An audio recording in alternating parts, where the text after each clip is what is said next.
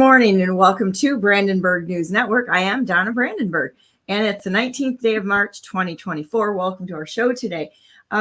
We are going to get into, in the next few weeks, creating some documents and letters in order to help you be able to go and talk to your public functionaries at a local level and demand that the machines be removed. So so John and I have been talking about this and working on it a little bit. John's been working on it a little bit, and I've been getting educated and trying to give people voices and such. So, it's really amazing when you have really amazing people around you, because that's how we're supposed to work. It's not supposed to be one person doing everything or knowing everything. It's bringing a group of people together who have their individual things that they do really well.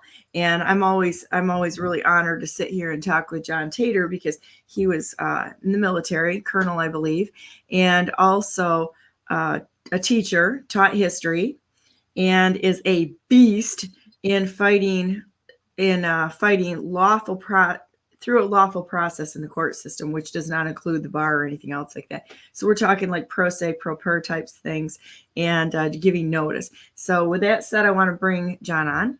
Good morning, Mr. Tater. How are you on Tatar Tuesday? I'm good. Want to also tell you I taught government too. Oh, you taught government. I got to say, that's a bunch of other things that I taught. What else did you teach? American history of government. Home construction, where we built houses in Livonia. We built about 14 houses in Livonia, and with high school students from the ground up.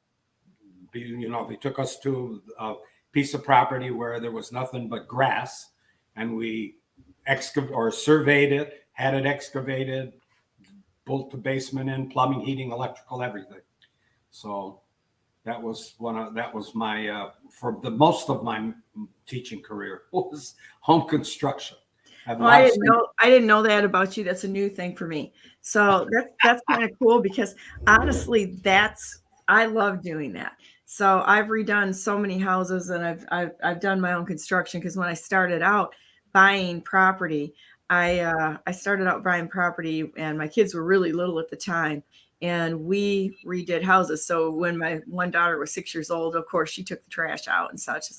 And they were like, "Mom, give me a real job." So I started them painting closets and such, and it's really important to bring your kids along. Of course, I homeschooled my kids, but it's so important for everybody to understand that putting them in these indoctrination camps where they learn nothing, they're learning no skills, that this is just a placekeeper and a waste of their time as little people. They're not, and now, because I hire so many people, it's hard to hire anyone that has a work ethic, that hasn't been pandered to for their time in school and thinks they know more than everybody. And so, it's kind of interesting to see that, instead of them looking up to someone like they would a parent or somebody who's guiding them and teaching them, they have total contempt for the parents, contempt for society, contempt for the teachers, anybody that is even trying to help them. They detest and they despise, instead of being like grateful. And I don't know about you, but I hired a couple of teachers or tutors that went around and taught homeschool kids in West Michigan things like natural sciences and things that that they had more expertise than I had, because I wanted them to have the best education, right? And my whole thing to my kids is, you go in there and you be thankful that teacher is taking the time to share the wisdom and the things that they've learned over life. Don't argue with them. Sit there and be quiet. And if you have questions, ask questions. But they deserve your respect, because they could do anything.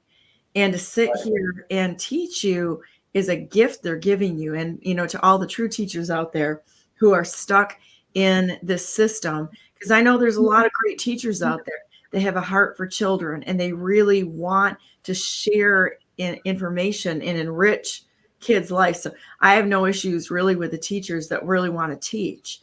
And there's a lot of good teachers out there, but I have a huge problem with the system. But it's a gratitude moment for you and all those teachers who put their put their lives into other human beings to teach. It's amazing. So how are we going to start today? You have a song. I do. This song was in the 70s, but as I was digging through my book of music, which I have a pretty fat book, it's probably around 8 inches wide. It's full of songs that I've stolen most of them. So from other artists, I can't say I wrote most of them. I wrote some of them, but not all of them, but not many of them. But this particular song was written in the 70s by a guy by the name of Loudon Wainwright III. And I'm going to kind of read what I pulled off the internet as what the song is all about before I sing the song, because when you understand what the song is all about, then you'll say, gee, that's exactly what's going on. So let me read this part. It won't take too long, but it is part of, I mean, just singing the song, you won't get the gist of it. So it starts out that if you grew up in the 70s, chances are you heard the catchy tune of Dead Skunk in the middle of the road. On the surface, this song seems like a lighthearted, humorous tribute to the unfortunate animal. But upon close examination, we unravel the true meaning behind it. The song starts out by the singer saying, driving down the road, he encounters a dead skunk on the highway. He describes the unpleasant smell and urges to leave the scene as quickly as possible. At first glance, the verse seems straightforward and serves as an introduction to the story. However, it is important to note that Wainwright is not only talking about a skunk, but using it as a metaphor for something entirely different. The skunk in the metaphor, Wainwright has stated in his interviews that the skunk represents Nixon's administration and the conservative movement of the 70s. That was a time of political and social turmoil. Does that sound familiar? Yes. With protests and clashes between the young liberals and traditional conservatives. Does that sound typical or what's going on today? The skunk is a perfect symbol for the Nixon administration. We could substitute Biden administration, as it was viewed by many as a foul-smelling, damaging to the environment. Its political and action left a lasting impact on the country, even after Nixon's resignation, Biden's soon resignation. I'm going to complicate that with one more step, because I think it was Kissinger that was really sitting behind most of this. Oh, of course. And the global crime syndicate that's been in place since since the Bolsheviks left, went through and hijacked the Jewish religion, because it's honestly, this is really what's happening here, is that we've got so much infiltration in different areas. So bad guys come into things that God meant for good, or that are good. And so to demonize, say, like China or Russia or anything like that, no, because there's a global crime syndicate out there that's been running this world. They've hijacked all of our religions, our institutions, our corporations and such. So that's why we can't be above questioning everything. It's not that we're going after different religions or different groups. It's that we've got to find the evil within these organizations, call them out, and stomp them out. That's right. I agree with you. All right, belching out the phrase "dead skunk" in the middle of the road, but this repetition isn't just for the sake of a catchy tune. It serves as a purpose. The line is a metaphor for the country's political divide at the time.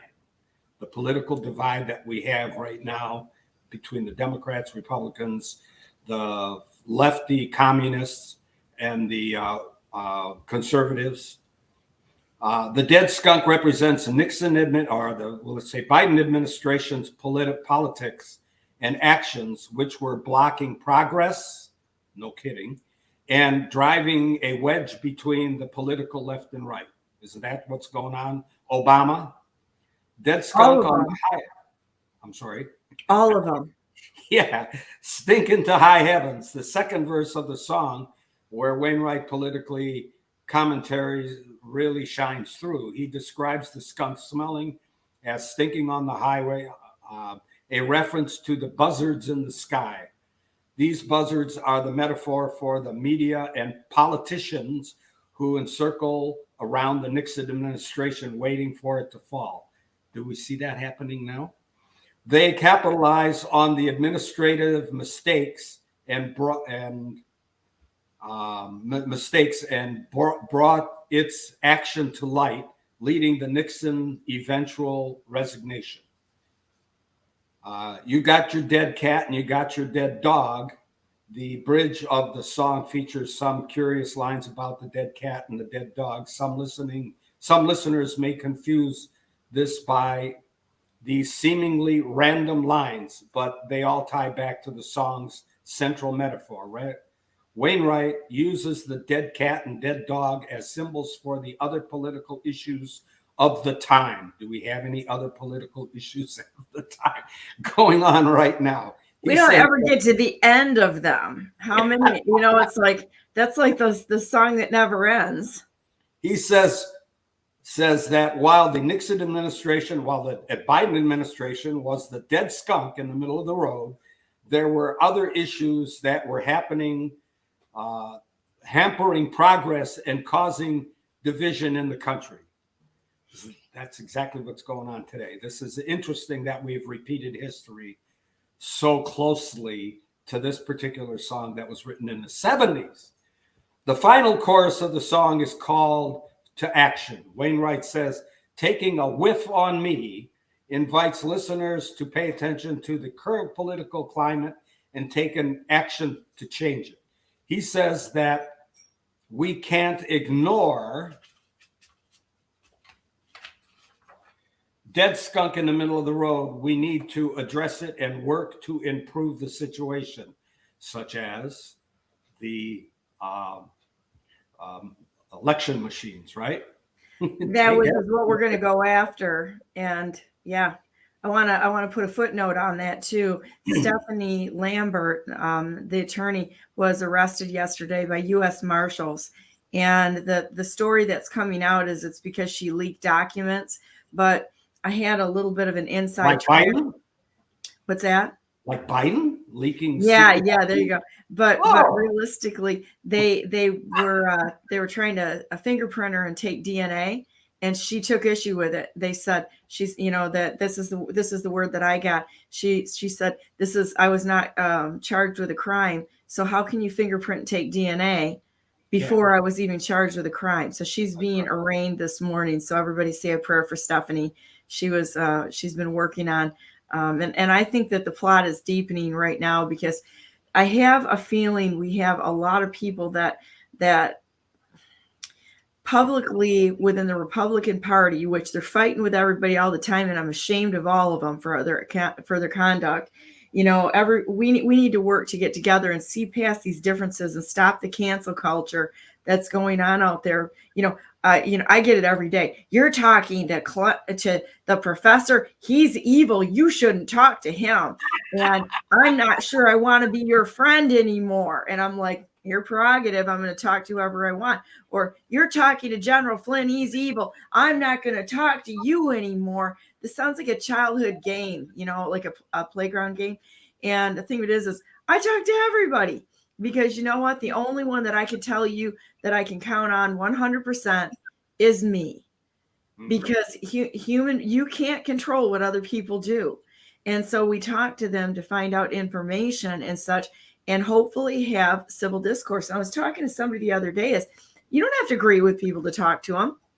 There's very few people I agree with what they say 100%. In fact, I don't know if I even know anybody. Well, I know one person. And maybe two or three, and that would probably be my kids or some of my best friends, right?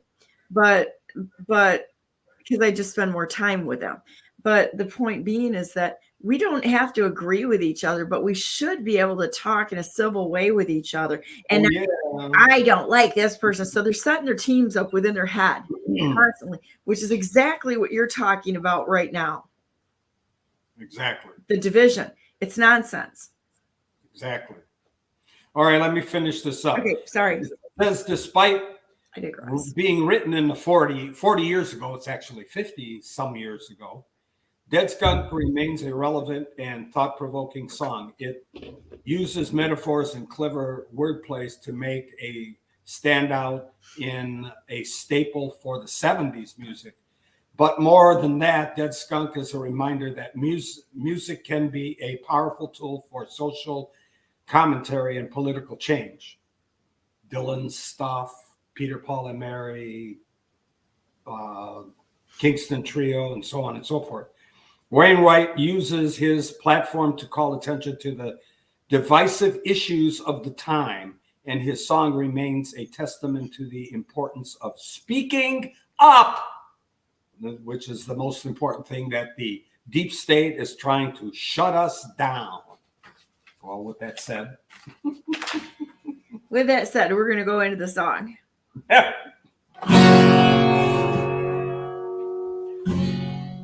Crossing the highway late one night, you should have looked left and you should have looked right. He didn't see the station wagon car.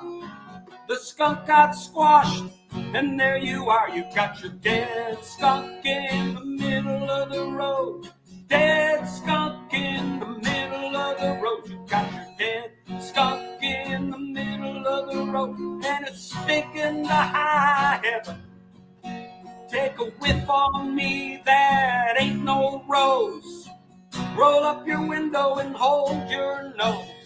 You don't have to look and you don't have to see, 'cause you can feel it all in your olfactory. You got your dead skunk in the middle of the road. Dead skunk in the middle of the road. You got your dead skunk in the middle of the road, and it's sticking the high heaven. Yeah, you got your dead cat and you got your dead dog. On a moonlit night, you got your dead dog frog. You got your dead rabbit and your dead raccoon. The blood of the nuts will make you swoon. You got your dead skunk in the middle of the road. Dead skunk in the middle of the road. You got your dead skunk in the middle of the road, and it's stinking high heaven. Come on, stink, you got it. It's a dead in the middle of the road. You got your dead skunk in the middle of the road. You got your dead skunk in the middle of the road, and it's stinking high heaven. Woo! Awesome.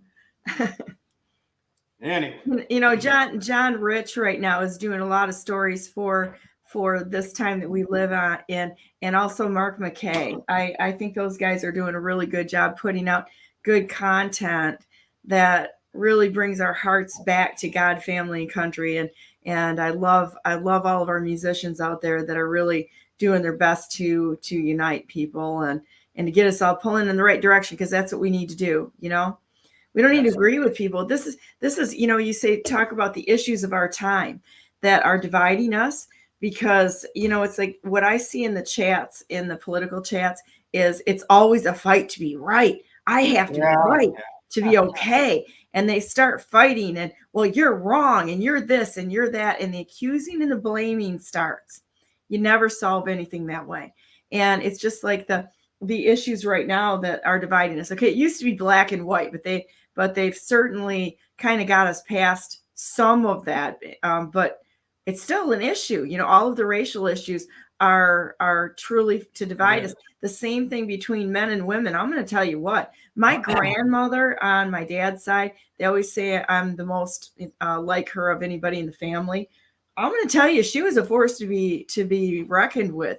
And she was born in 1901 and very tall. She did some modeling. She was really thin. You know, I didn't get those genes. You know, she was always about 5'10", and she weighed maybe 125 pounds. And on a good day, you know, kind of almost a stick figure kind of a physique. And but she was real smart. And I'm not saying I'm smart, but she would figure things out. She did it all with her hands. And I'm going to tell you what, if anybody came up and was going to tell her something that she knew she was wrong, she would get right in her face. And so when we look back historically, and she was one of 18 kids, and it was all but there was only 2 boys in the family. And so when you got them all together, all the women were right. And it was, it was really, really funny because they were primarily Dutch, French Huguenots. And so they went, that's where the family came from France into the Netherlands. So a good deal of Dutch in them. And I'm telling you, right, they could cook, but they could also argue. And every one of them was so in charge that the guys were just like, what do you want me to do today, honey? That sort of thing. So, you listen to the rights of women. It's a lie. The feminism, the stuff that started with feminism, what a crock of crap. It's like we've always had groups and people that have been treated poorly, but that doesn't mean that the whole system was bad or needed to be trashed. Because I can tell you right now, my grandmother, she went to college in 1918. I can tell you, she never felt discriminated against, nor did she feel like a victim. And kind of interesting. Let's talk about that for just a second. It's not the individuals generally that feel that they're a victim. It's the government and the so-called people that are in the public eye that are trying to make an issue so they can have a job or so they can perform or push their agenda. They're hired. They're hired by the government to start this nonsense out there, and it's in the political parties. I'm going to wager to say, and I'm going to go there. Okay, so I know a lot of people that are gay and lesbian. I just do. Okay, and for whatever reason, and every single one of them that I know absolutely hates the gay pride, the flags, the nonsense, all of the stuff out there, because they're like, everybody hates us and calls us child groomers and that we're bad people and such. And they're out there going, we're disgusted. And you know what? I see them speaking up more about child molestation, child trafficking, and all that sort of thing than most people who are straight. They're fighting it because they're like, they're trying to say we're all child molesters, and they're like, we hate this. And we don't agree with it. We don't agree with it. We don't agree with all of this. And they're actually speaking up and fighting for it. And so, I mean, to look at the groups that are out there doing this, I don't think this is representational of how people are at all. But I'll tell you what, the fake stream media will not talk about. They're not talking about all of these teachers that are having sex with the kids in the schools, or the child trafficking, or the fact that how many pedophiles that there are out there. They don't want to talk about it, but they'll talk about all of these other issues, and they'll get people's attention distracted. And I'm going to say right now, as a very committed Christian, I try to serve God the best that I can, but looking, and Jesus Christ is my savior. I'm going to say it right out there. And I acknowledge his death is the only reason why I'm ever going to get to heaven, is his death and resurrection. That's what I believe. Right. But it's just like the whole thing with the abortion debate, the amount of hate that this has been approached with. And I understand it is very, very distasteful for those of us who believe that it is murder. Okay. But to go off on people to the point where you've shut down all discussions, and I mean all discussions. Have you won 1 inch of ground? The answer to that is no. Then the approach is wrong. And we're going to have to come to terms with this. That if there's something that we see that is perhaps not going in the right direction, we're going in the wrong direction on every single thing out there. We're not approaching things the way that we can, because once you're that angry and you start further dividing people, you've stopped your ability to talk and to actually find something that can bring it to a resolution, right? So let's just say divide and conquer, right? Well, that's what they've been doing, is dividing and conquering. All So these we're years. sitting there in our little echo chambers going, those gays, those lesbians, those blacks, those Latinos, those women group, the Antifa group, the BLM. You know what? I hope that we all get smart enough to figure out that most of these people that are in these activist groups, they are paid by the deep state. This is not organic. And they capture stupid people. They're capturing stupid people in the political parties. There's a lot of operatives in there. I'm going to tell you what, I'm seeing more operatives in the political party systems and in the grassroots system. Oh, we're grassroots. Really? Well, I don't know about you, but I'm an American and I'll stand with anybody that wants to fight for the nation. But they're further dividing us. And you know what? Maybe, a lot of the people that I know who are gay and lesbian have been through traumatic, and I mean traumatic abuse. And I don't think they need any more condemnation. I think we need to sit down and talk and such, I'm not saying that something bad happened and created it and blah, blah, blah, this, that, and the other thing.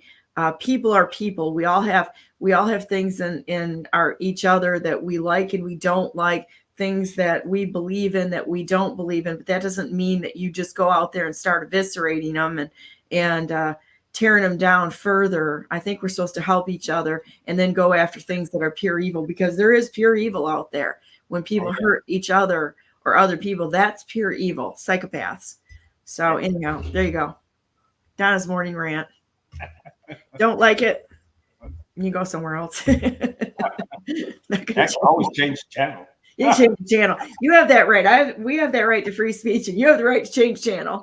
So, and that's okay. I'm not offended. So where are we going to go from here? So we have the letter. So this is what John and I are going to be working on, is creating a structure perhaps, and or the supporting documents to actually work on something that we can agree on. Because I think I have not heard one person out there, unless they're working for the government, that says we need to protect the electronic voting machines. I know no one that says that. And so we're going to go after removal of these machines, but I think we need to do it at the government level, right? And so, or at the local level. So we're going to create documents. And here's the one we're working on right now that John started on. I say we're working on it. John worked on it. And hey, if there's a misspelling or punctuation not correct, don't worry about it, because all right. And I got to put the one from last week up. I've been asked a lot on that. It's a rough draft. Yeah. So the one from last week was a complete one that shows us a case from the past. So this one is the one we're working on. And let's go through this a little bit because I think this is a great way to firm up people's knowledge, is to watch the process and how we're starting and the direction we're going in. And then when we have the finished product, but everybody out there, you need to pass this information on. You need to pass the drops that Darleaf did and that Election Integrity Force did. Even Chuck Richard, he put it out today. And I'm going to tell you what, there's a lot of good guys that are playing bad guys to keep everybody busy, so we don't get in there and really screw it up where they're catching the real bad guys. So just hold your tongue a little bit on some of this and work towards something that's going to actually move the bar a little bit, and pray to God. So let's start here. So where do you want to go with this, John? Well, I guess the first paragraph is kind of important because I bring in actually the Michigan Constitution. Oh my God.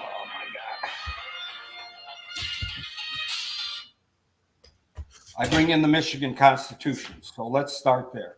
Okay. The first paragraph, the election of the 2020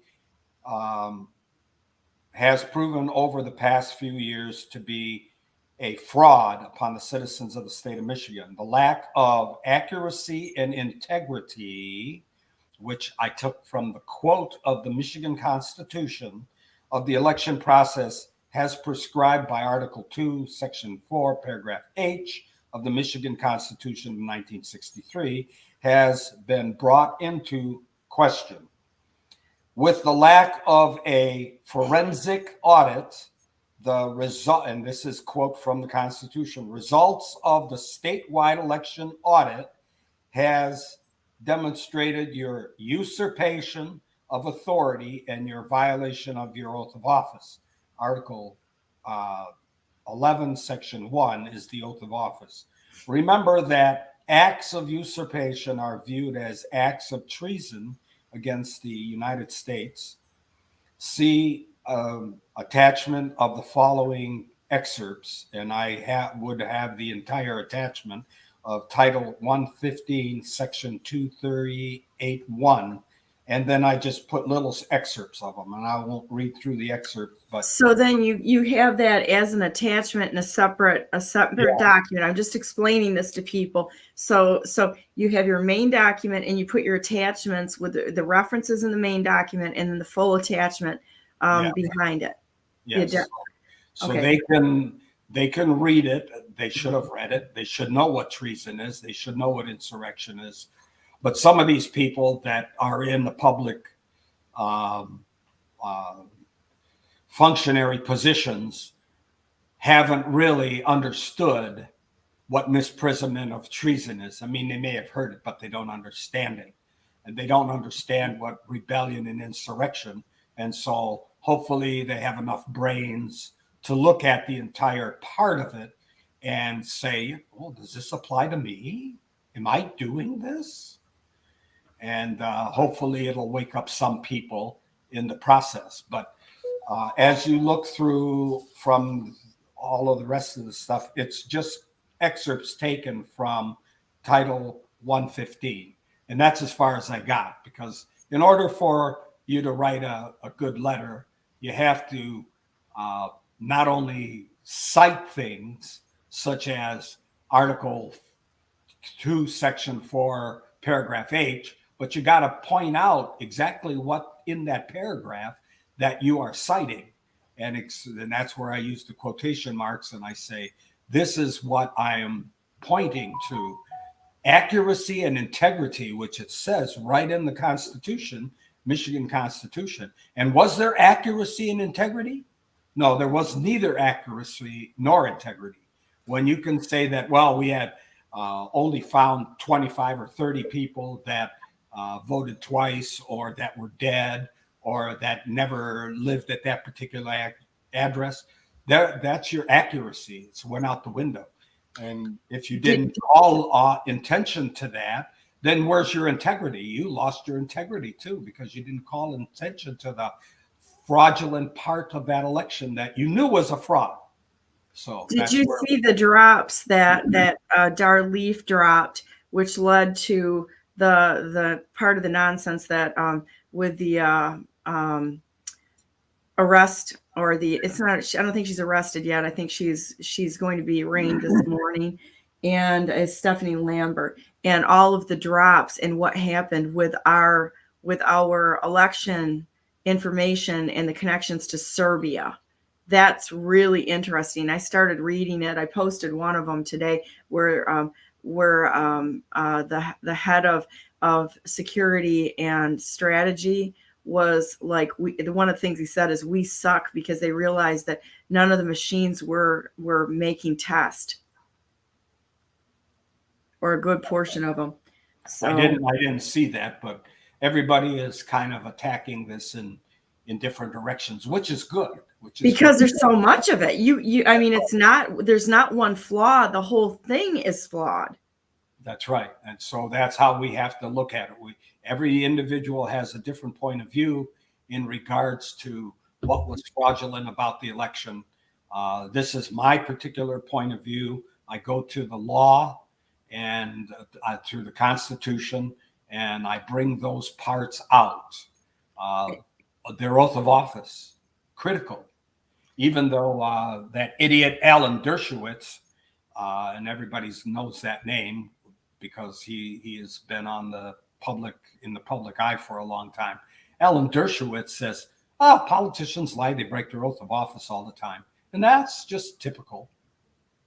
He should be in jail for that, just for that comment alone. Mm-hmm. He's a criminal too.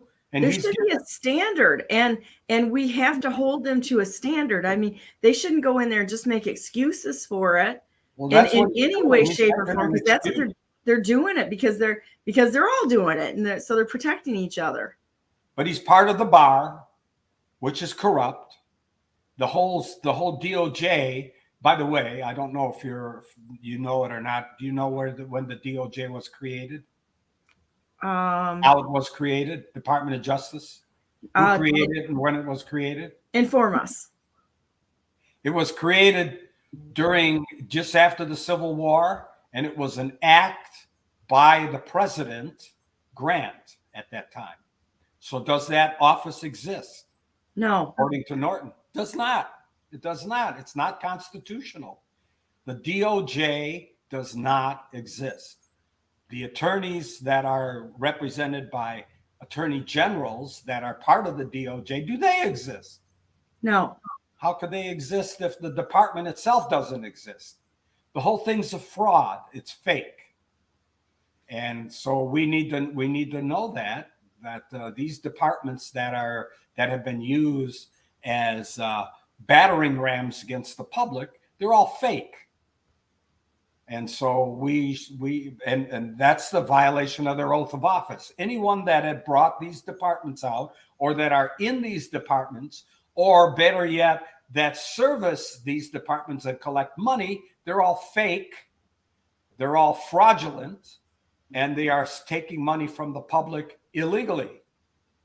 So this is the direction that we have to, as citizens, understand what is going on here. They develop these departments, these alphabet agencies, to go after the public because because the president can't do it. So he has a department do it. And then it's like plausible deniability. They did it. It's not me. They're the ones. And so that's the way we have to look at what's going on in our country right at this moment. The fraudulent government, under the fraudulent financial system, under the fake money system, has to be brought to its knees. And of course, I suspect, and I truly believe that Trump and the White Hats are doing that. I do too. I think they're bringing the system down. And I also believe that the greatest threat we have, it's not China. It's not Russia. It's not any of those things. China is darn near broke. Putin doesn't want a war with us. I mean, listen to what he says, and not the headlines.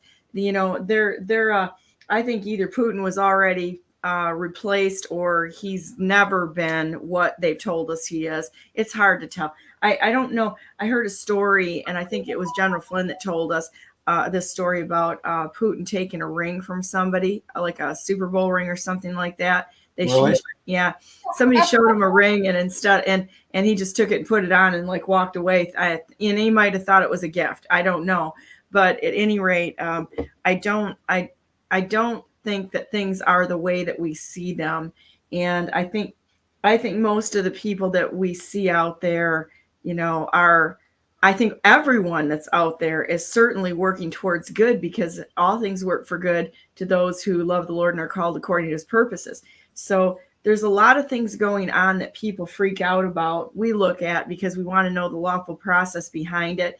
But I don't know about you. I'm not freaked out about any of it. It's going to be going in a good direction, because all of these things needed to be addressed. We need to look at them and know what is wrong and how far. And I think it's like God kind of gave this to us and said, okay, you guys think you're so smart? Let's see how you handle this. And gave us exactly what we thought we wanted until we come back to him. I'm going to read something from the chat here. It's John. What do you think about Supreme Court Ketanji Brown Jackson, first A clown?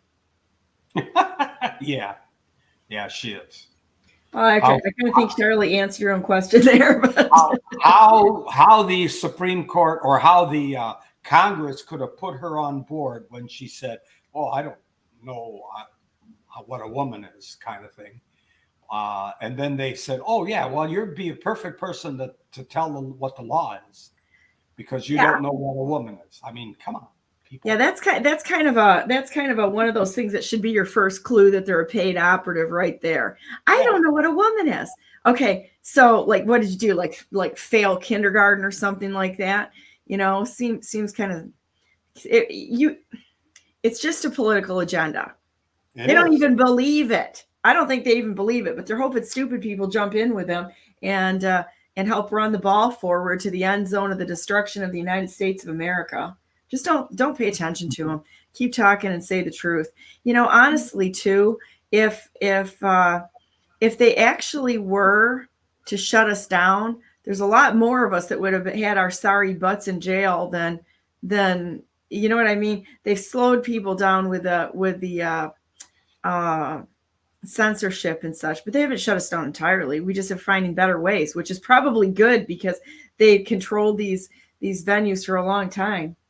Keep in mind that kanji and I mean, there's a ton of them that were brought on board by Biden. When Biden and Obama. When Biden and Obama, or not Biden, the Kenyan. When they're both proven to be traitors and or they go up, they're convicted. Everything that they did will be unraveled, because you can't have a president in office or a person in the presidency that's an illegal person and passing laws. All those laws are illegal and will be retracted and kanji will be thrown out of the Supreme Court, because she was brought in by a criminal, so she will be removed, and anybody else that was brought in by the criminal syndicate will be removed. But we got to go through this process. We have to go through the process. It's just sort of like, okay, so we've got the Kenyan and the gazelle.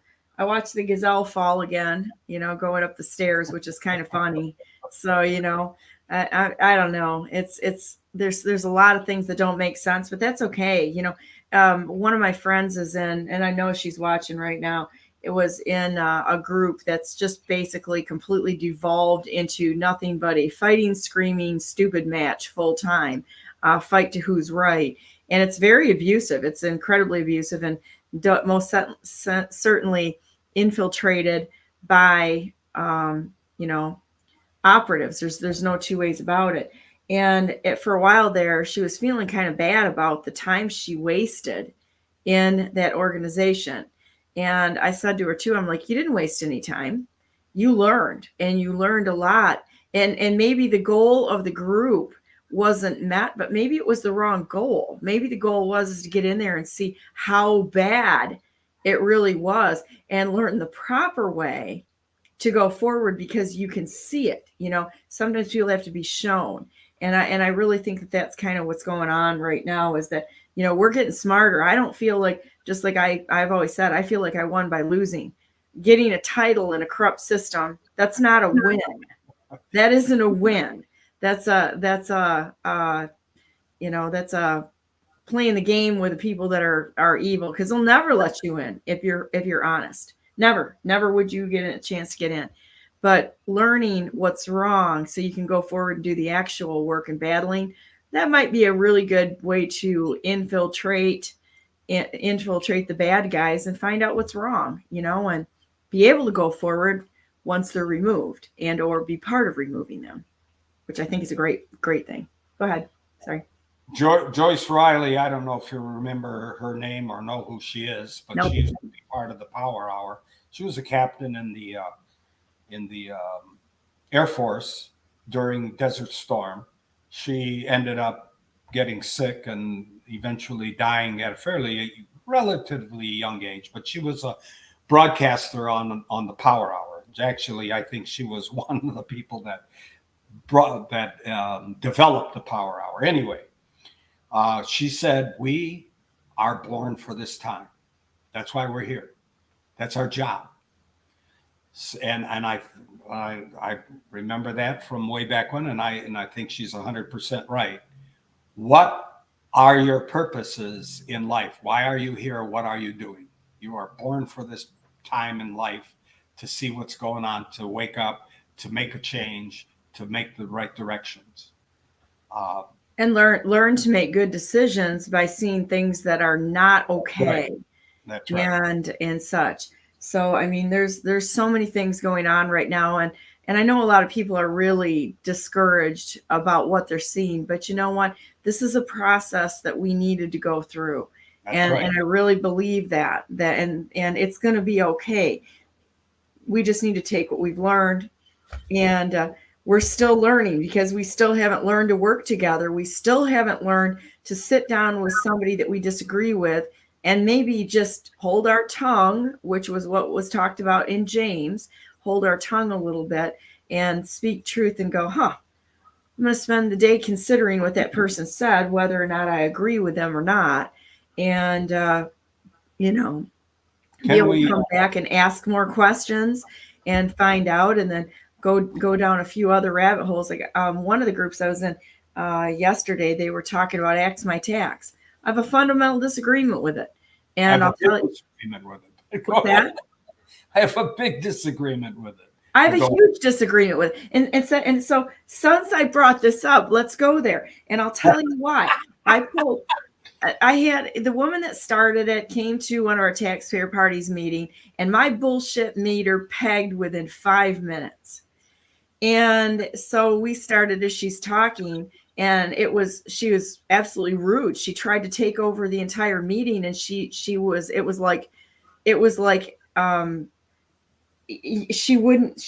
stop talking. And it was almost like an indoctrination type of a method of getting people on her side or wearing people down. And so I'm like, I'm done with this. So I start looking up stuff, and somebody next to me who's a real good researcher started looking stuff up, and we found her political donations. And I'm like, well, let's just look into the political donations and see. Cause she's like, well, I've never been in politics. I really, this is something that I really haven't ever, been involved in much. And I just saw this and thought that it needed to be done. And so blah, blah, blah. And I'm like, okay, pull up the donations, 3 freaking pages of donations.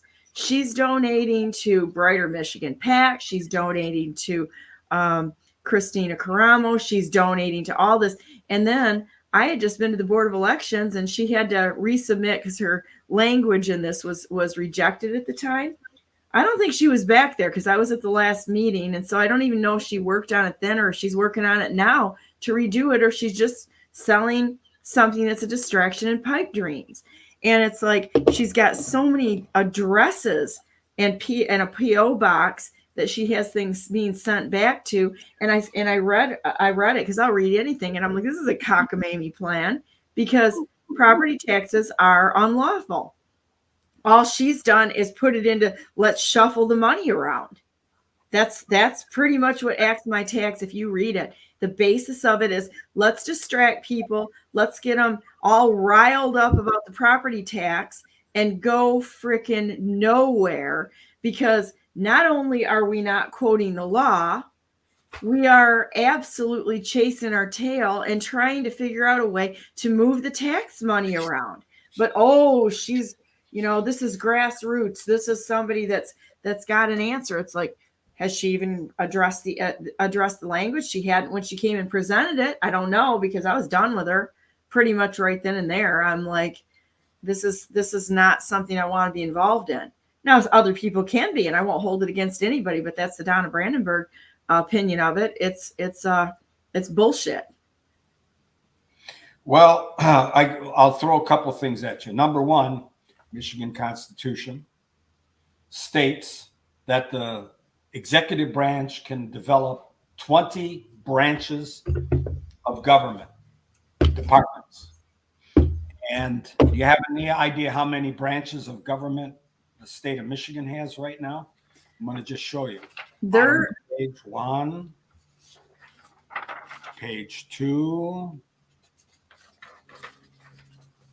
page 3.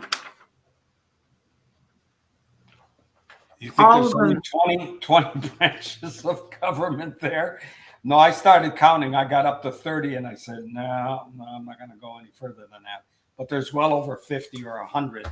If these branches of government were pared down to where they were supposed to be And that part of the Constitution, first of all, remember 63 Constitution is not a constitution. It's unconstitutional. Voted on by 1/10 of 1% of the populace vote in a democracy, which we are not, and we are a republic. So, number one, the Constitution is a violation of our rights, and it's supposed to be to stop government, not to protect the people, not to stop the people from doing things, but to stop the government from doing things. And the government has not followed through in there. If you can only have 20 departments, of course, what that means is every time a new politician steps into a new public functionary steps into the executive branch, they can come up with 20 departments. Every 4 years, we're going to come up with another 20 departments. So how do you stop the tax situation, or how do you reduce the taxes in X My Tax? You decide to remove or pare down government, and you won't need the tax. And that's the distraction that I see, that this is absolutely the distraction. Here, let me put, you know what, I'm going to go ahead and put this right out here. Let's see if I can, I'm going to see if I can pull it up there. They may have kicked me off just because, no, here it is. I'm still there. So let's see what we have here, because I was, I put it out there and I showed it to someone. You want to see the donation pages? This is going to blow everybody's minds, because this is, and of course the chat here, everybody's shut down and they don't want to talk about it because everybody is, let's see. So while you're looking for that, Axe My Tax is just a distraction. It's a distraction. Yeah. Let's see. I'm not a robot. Let's see what we've got here. See if we can.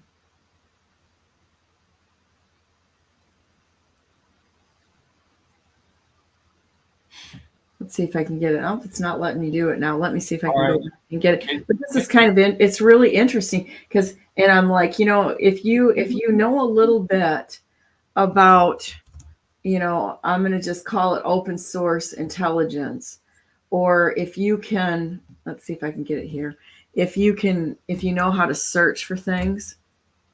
Now it's not letting me get in through my computer, and I don't know why. Can you, not to switch gears, but I think we need to switch gears just briefly, and we're running out of time. I can look at that. Can we go to the executive branch of the federal Constitution? Yeah, sure. And I'm going to bring this up later, guys, because I think this is let's see. I think it's fairly important. Hang on a minute. Since I did my song, and since we were talking about voting and the election process, I wanted to point this out. Okay, hang on a minute. Okay.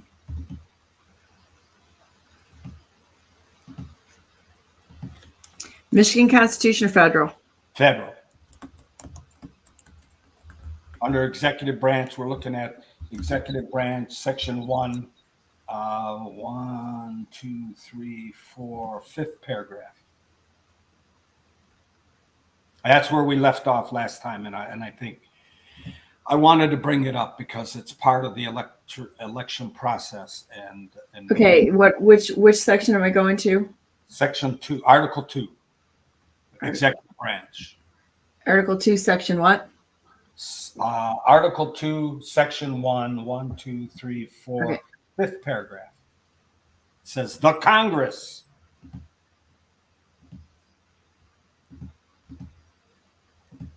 I can do one thing at a time here, so you guys got to give me some grace. All right. Scroll down a little. Okay, hope. No, we're looking for the word Congress. Congress may determine the time of causing the electors and the day on which they shall give their votes which day shall be the same throughout the United States. This is talking about the Electoral College. And basically, they're given a one-day deal to make their vote process. President, and if you look at both the state constitution, the federal constitution, you will see that election is an election day, not election days. And they could not change from election day to election days by simply an act. They would have to go back and reformulate the Constitution or rewrite the Constitution.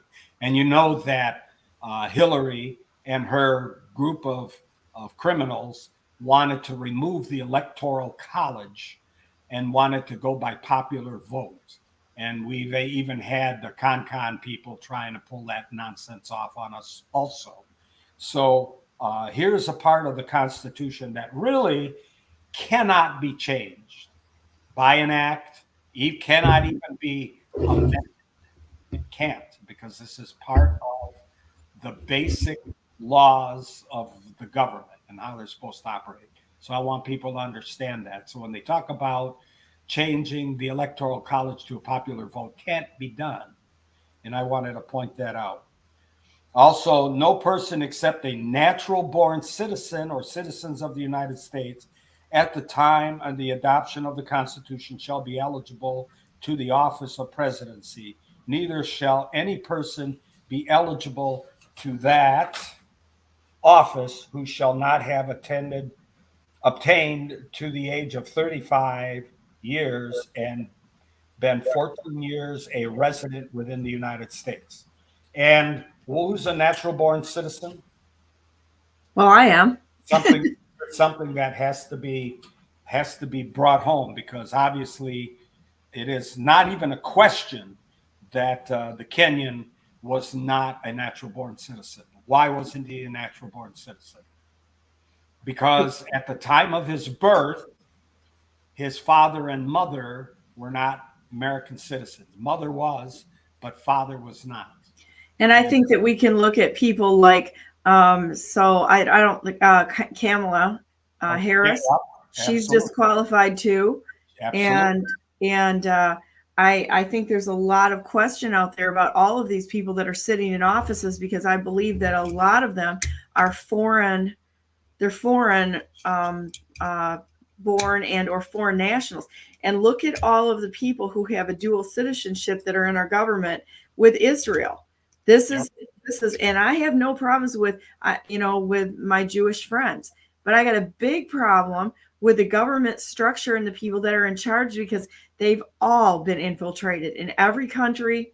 There's a global crime syndicate running and parading as the Chinese, as the Russians, as the Jews, as the blah.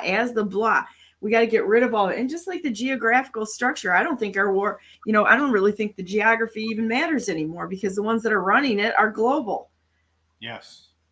It's a sham. It is. But this has been violated with the Obama election. Obama was never, ever a de jure officer. He was a de facto officer.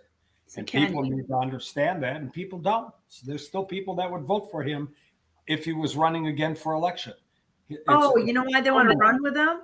Because I hate to say it, they're racist. We want to vote in the first man. We want to, the first minority man, the first black man, the first African. We want to be inclusive. We want to vote in the first woman. You know what? I don't care.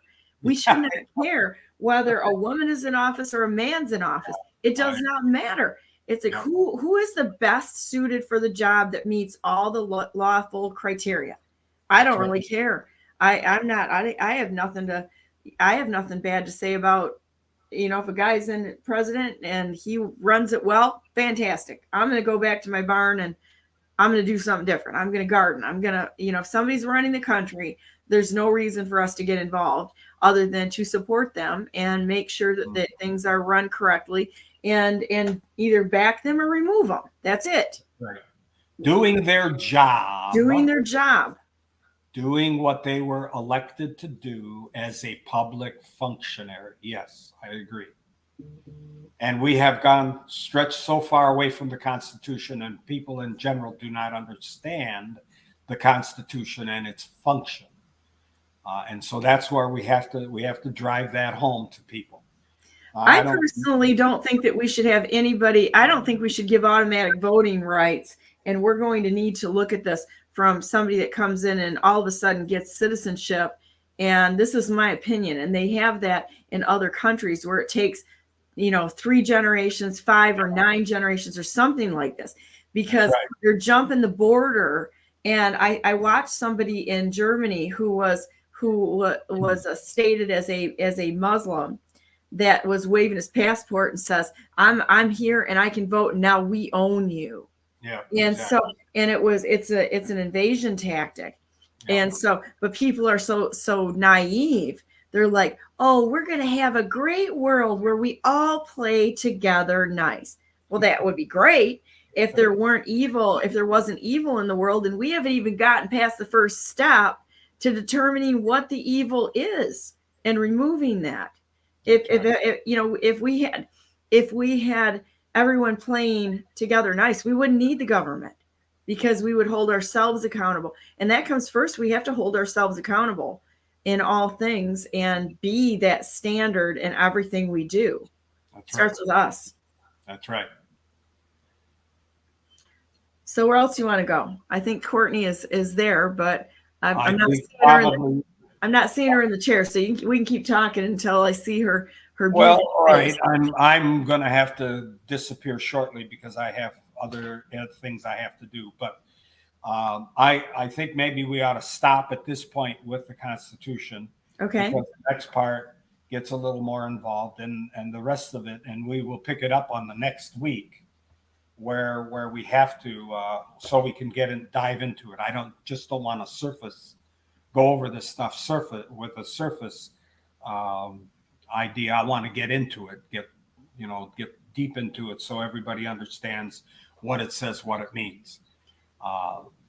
The Constitution is the most critical document we have, and everybody really needs to understand it, and where to go and find information if they have to, like I did on the letter. We go into the Constitution, we pull that stuff from the Constitution, and we say, look.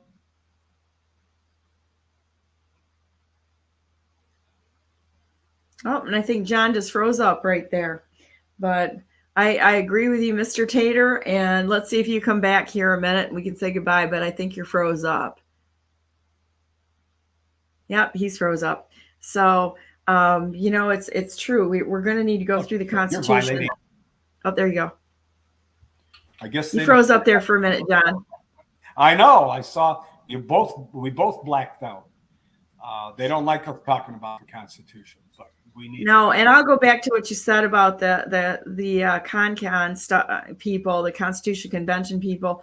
I'm going to tell you right now, what I saw of the behavior of the people that are pushing that is I see political operatives, and I do not believe that any of the people that are behind the Constitutional Convention, unless somebody got sucked in because they were too naive to understand what was really happening there, just like a lot of the grassroots groups that are out there. There's very few of them that are actually what they say they are. Very, very few. And, that's pretty easy to prove, actually, when you start connecting the dots. Watch when they show up all at the same place. They're moving as a swarm. That's what I can see. You can see them moving as a swarm rather than, and it's more of a cult than anything. And they're hoping that people will join their little political cults. They're not what they say they are. And that whole Constitutional Convention thing, I watched a gal come to one of the meeting, and she was doing things to shock people, to keep their attention. Like, she jumped up in the air and kept, bam, landing on her knees.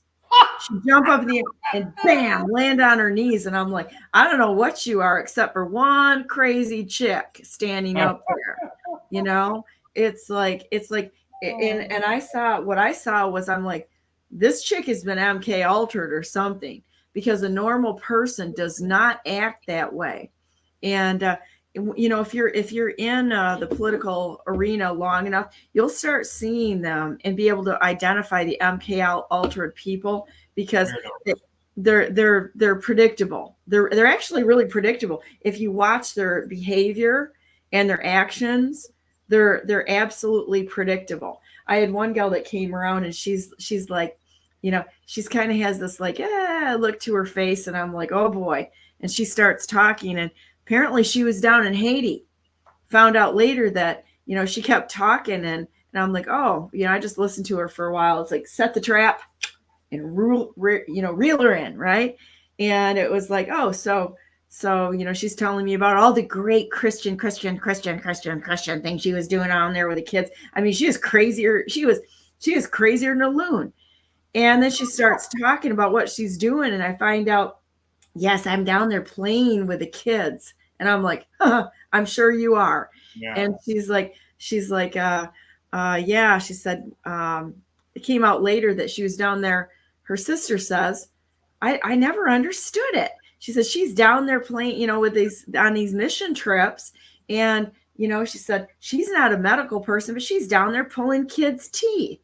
And I'm sitting there going, I can't even help that level of stupid and naive from the sister, let alone looking at this going, why are they pulling the kids' teeth? So I threw it out there, said, oh, so what happened with the, with the Clintons, with the Clinton Foundation, with all of this nonsense, with Laura Silsby, and how the Clintons pushed her into a organization that watches the kids being kidnapped.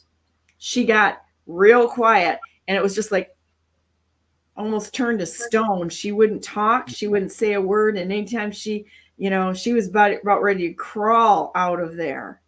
And it's like they're in on it. They'll use any language that they can so you don't question them. Yeah. And that's too bad. But they're crazy. They are nuts. So, any rate, well, thank you, Mr. Tater, for Tatar Tuesday. And I'm really looking forward to going through this letter and really learning it so that we can go to our local officials and hold them accountable. I think you locked up again, didn't you? Yep, sure did. So anyhow, I'm gonna go to the next hour, and we'll say goodbye to John, and we'll be right back.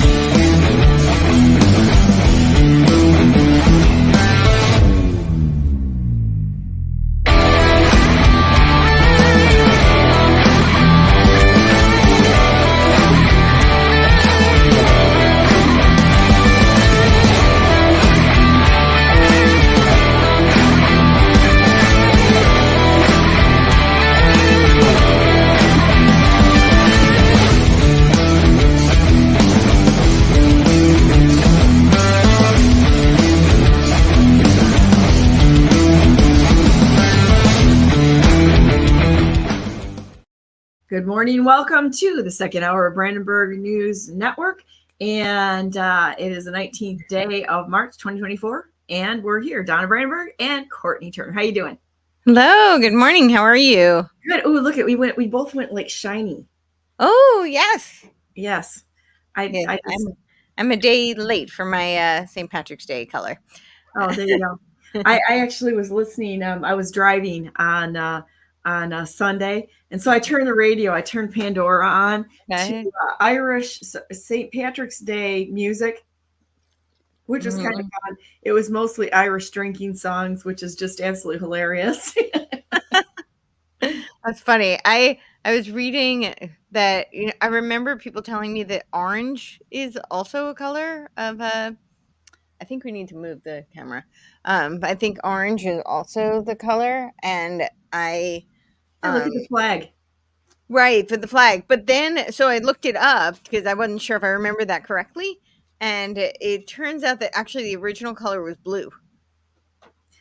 Yeah, I actually knew that. And then before that, do you know that the flag has got the orange and the green, and it's separated by white, which is a demilitarized zone between the Catholics and the And Protestants. Protestants, yeah. And so I find that to be really interesting. I mean, the division that we've had has been going on, a long time. It's like I think this is fun, and I think you know what I really think this is kind of cool because I'm Christian, you're Jewish, and we can talk about anything, and I think it's fantastic, that we can talk about things because people don't want to talk about these issues, and I'm okay if anybody wants to question anything which appears to be Christian, which is not. I'm not offended. It's not me.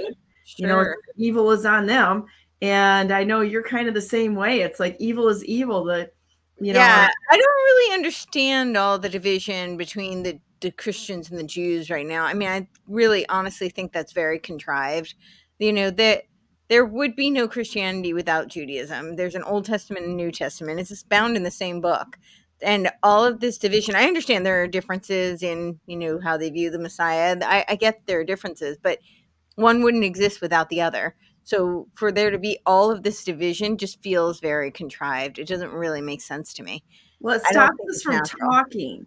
And Right. So it's like, because everybody is so afraid to talk about anything because their goal is very egocentric, to be right, rather than to talk, to understand, and then have discussions, come together and try to find the right answers, no matter what they are. And so, like, if somebody doesn't know what then you need to respectfully, I mean, there's evil and then there's just people, Right. and to come together and talk things. It's the same thing with running the nation. We are so polarized on these issues that we can't even sit in the same room together. Most people can't sit in the same room and be able to have civil discourse or to talk about them. Right. And that's really sad. It's like, well, let's just even go within the Christian faith. Well, the Baptists are over there. I hate the Baptists, and I hate the Catholics, and I hate the Christian Reformers, and I hate the Reformers. And are you pre-trib or are you post-trib? Are you, with a rapture, that kind of thing? And if you don't agree with me, off with your head. I will never sit in the same room with you. Are you a Christina Caramo follower? Are you a Hoekstra follower? Are you a this? Are you a that? Do you like General Flynn? Do you like the professor? Because if you like one or the other, then you're evil because you're following an evil person. Do you know how stupid that discourse is, everybody out there? I mean, this is the dumbest. Yeah. Well, I don't think any of that's natural. I think that's my point. I talk a lot about the Hegelian dialectic, and they really did weaponize it. It's intentionally designed to create these dialectical poles so that you have the appearance of people fighting each other, but really, ultimately, the end goal ends up being the same, and it advances their agenda. And I think you see that all over the place. I think this whole, right now, what you see with the Israel-Gaza issue, what you see with the, I talking about the Convention of States, and I think that is definitely a dialectical tactic because they've, for a very long time, been very successful at achieving, the ambitions of subverting the Constitution through the left. And the left has been talking about, being an old document that's anachronistic, and that it should be a living document. And they've been talking about that for a very, very long time. But what you now see is several angles coming from the right. And I think the Convention of States is one potential attempt. It hasn't really gained a whole lot of steam. It kind of resurfaces every few years. But now I'm seeing it take more of a hold than previously. Well, look, you throw that word Constitution out there, and that's supposed to make everything right. Just like throwing out the term Jew or throwing out the term Christian or throwing out this. Now it's people that identify as that, and now it's all right. So we're going to talk the Constitution now and use that to lead people astray, and that's exactly what they're doing with that. And they'll say, "Well, it's in the Constitution." It's like, yeah, but let's just kind of evaluate this a little further. Charlotte says, "Natural born is both parents American. They don't know what natural means. They don't know their Constitution or what a woman is. They don't know anything, or they do know it. That's what they're trying to do, is subvert it." And also, hey, Donna, they're using the homeless voting to put illegal aliens in the system to vote. MCAH, Michigan Coalition Against Homeless. Look up voter registration fact. It's a nonprofit. So now it looks like they're registering under MCAH, because we got to have a bleeding heart of, oh, they're serving the underserved. It's a bunch of crap. Right. Yeah, I think that it's not just that, it's not so much that, I mean, we've had convention of states before. It's just that I think that they're much better tactically, and they're better strategy. And I think that they are intentionally using it because they know that they will be able to use it as a weapon to subvert, as opposed to having a genuine convention. Well, they've already subverted it, because the Michigan Constitution in 1963 is unlawful. Mhm. And so John brought it up too. They had less than 1% of one. Let me get the numbers right. Less than 1/10 of 1%. Oh wow. Of the voters, and they installed it with that. I think it was 250,000 votes for it, but it was the majority in that election. But it's not in the election; it's overall voters, and that's how they do that. They rig the numbers and say, well, we won it. Same thing with the proposals. I don't believe that those proposals in the last election were any way, shape, or form, illegal, because there's no way they could have gotten signatures for it. I do not believe it. And we couldn't go in and look at them because they wouldn't let anybody inspect them. Oh, it's already done. Too bad. So sad. Locked them up. Let somebody take them though and take them to Bangladesh. But Americans couldn't go look at it. They're evil. Yeah. I know I was telling you last time, because I've been going back and forth. I didn't go back today, but they're meeting on the school choice issue. And I've been going through the history. I think I've done like 7 shows now on the history of the school choice agenda. And they talk about, like, in I don't know, I have it here, the Anthony Sutton's book. Oh, I got my books in, by the way. You did. Yay. So yeah, he very clearly goes through the agenda of the Skull and Bones agenda to weaponize the Hegelian dialectic. And that's what I saw. I mean, they were really, they kept arguing with me that this is, that the bill is coming from a governor who has an R in front of it. And so therefore they're the good guys and this is a good thing. And that's what I kept telling them, is that, I really didn't care if it had an R or D in front of it. What is it doing? It's stripping parents of their rights. It's growing the government. It's creating all these public-private partnerships. It's increasing taxes. It's increasing government spending. Nothing about it is conservative, so I really don't really care. And none of it's constitutional. None of it is aligned with the, our inalienable rights and preserving those. So, yeah.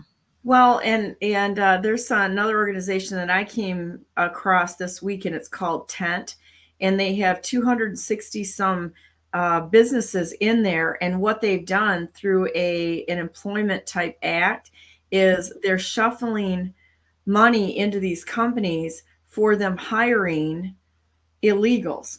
And so their net labor costs for replacing American workers with illegals is what's zero. It called? TET? TENT, Tent. Oh. And so, yep. And so I'll see if I can back up here to show you. This is something I know you'll jump right on, because it is disturbing.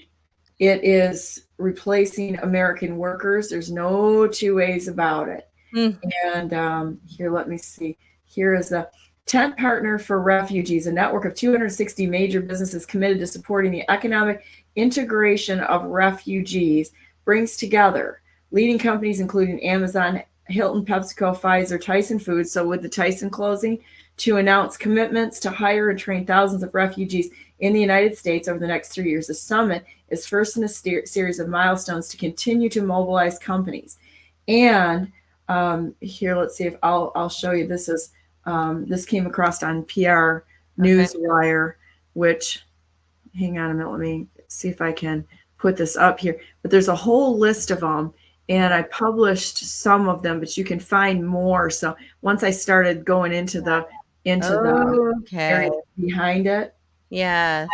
So this was some of this stuff came up in 22, but so 22, but to look at the net profit of what they're doing, they're literally able to hire refugees, and they're hiding things like providing them with housing. They're doing it in California already for the teachers. So the teachers are getting housing included in these public-private partnerships, but we can't do that.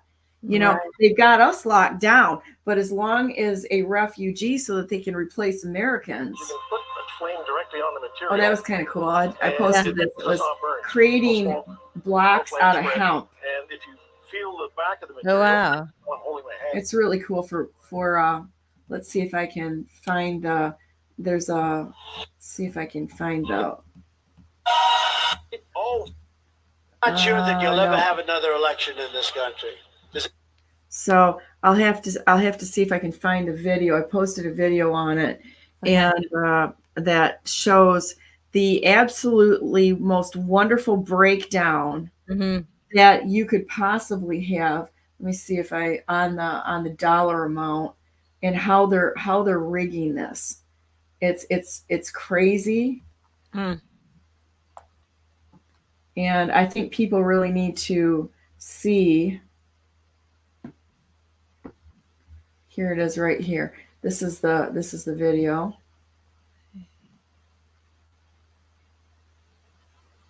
I'll just play a little bit because this is something you might be really interested in. Okay. This is the reason why I've canceled my doorbell camera subscription. This brand new Well, at least it's subscription not prostate medicine. Wi-Fi That's camera usually what provides it more is. security features than traditional doorbell systems without ever having to pay for expensive installation or monthly fees, making typical.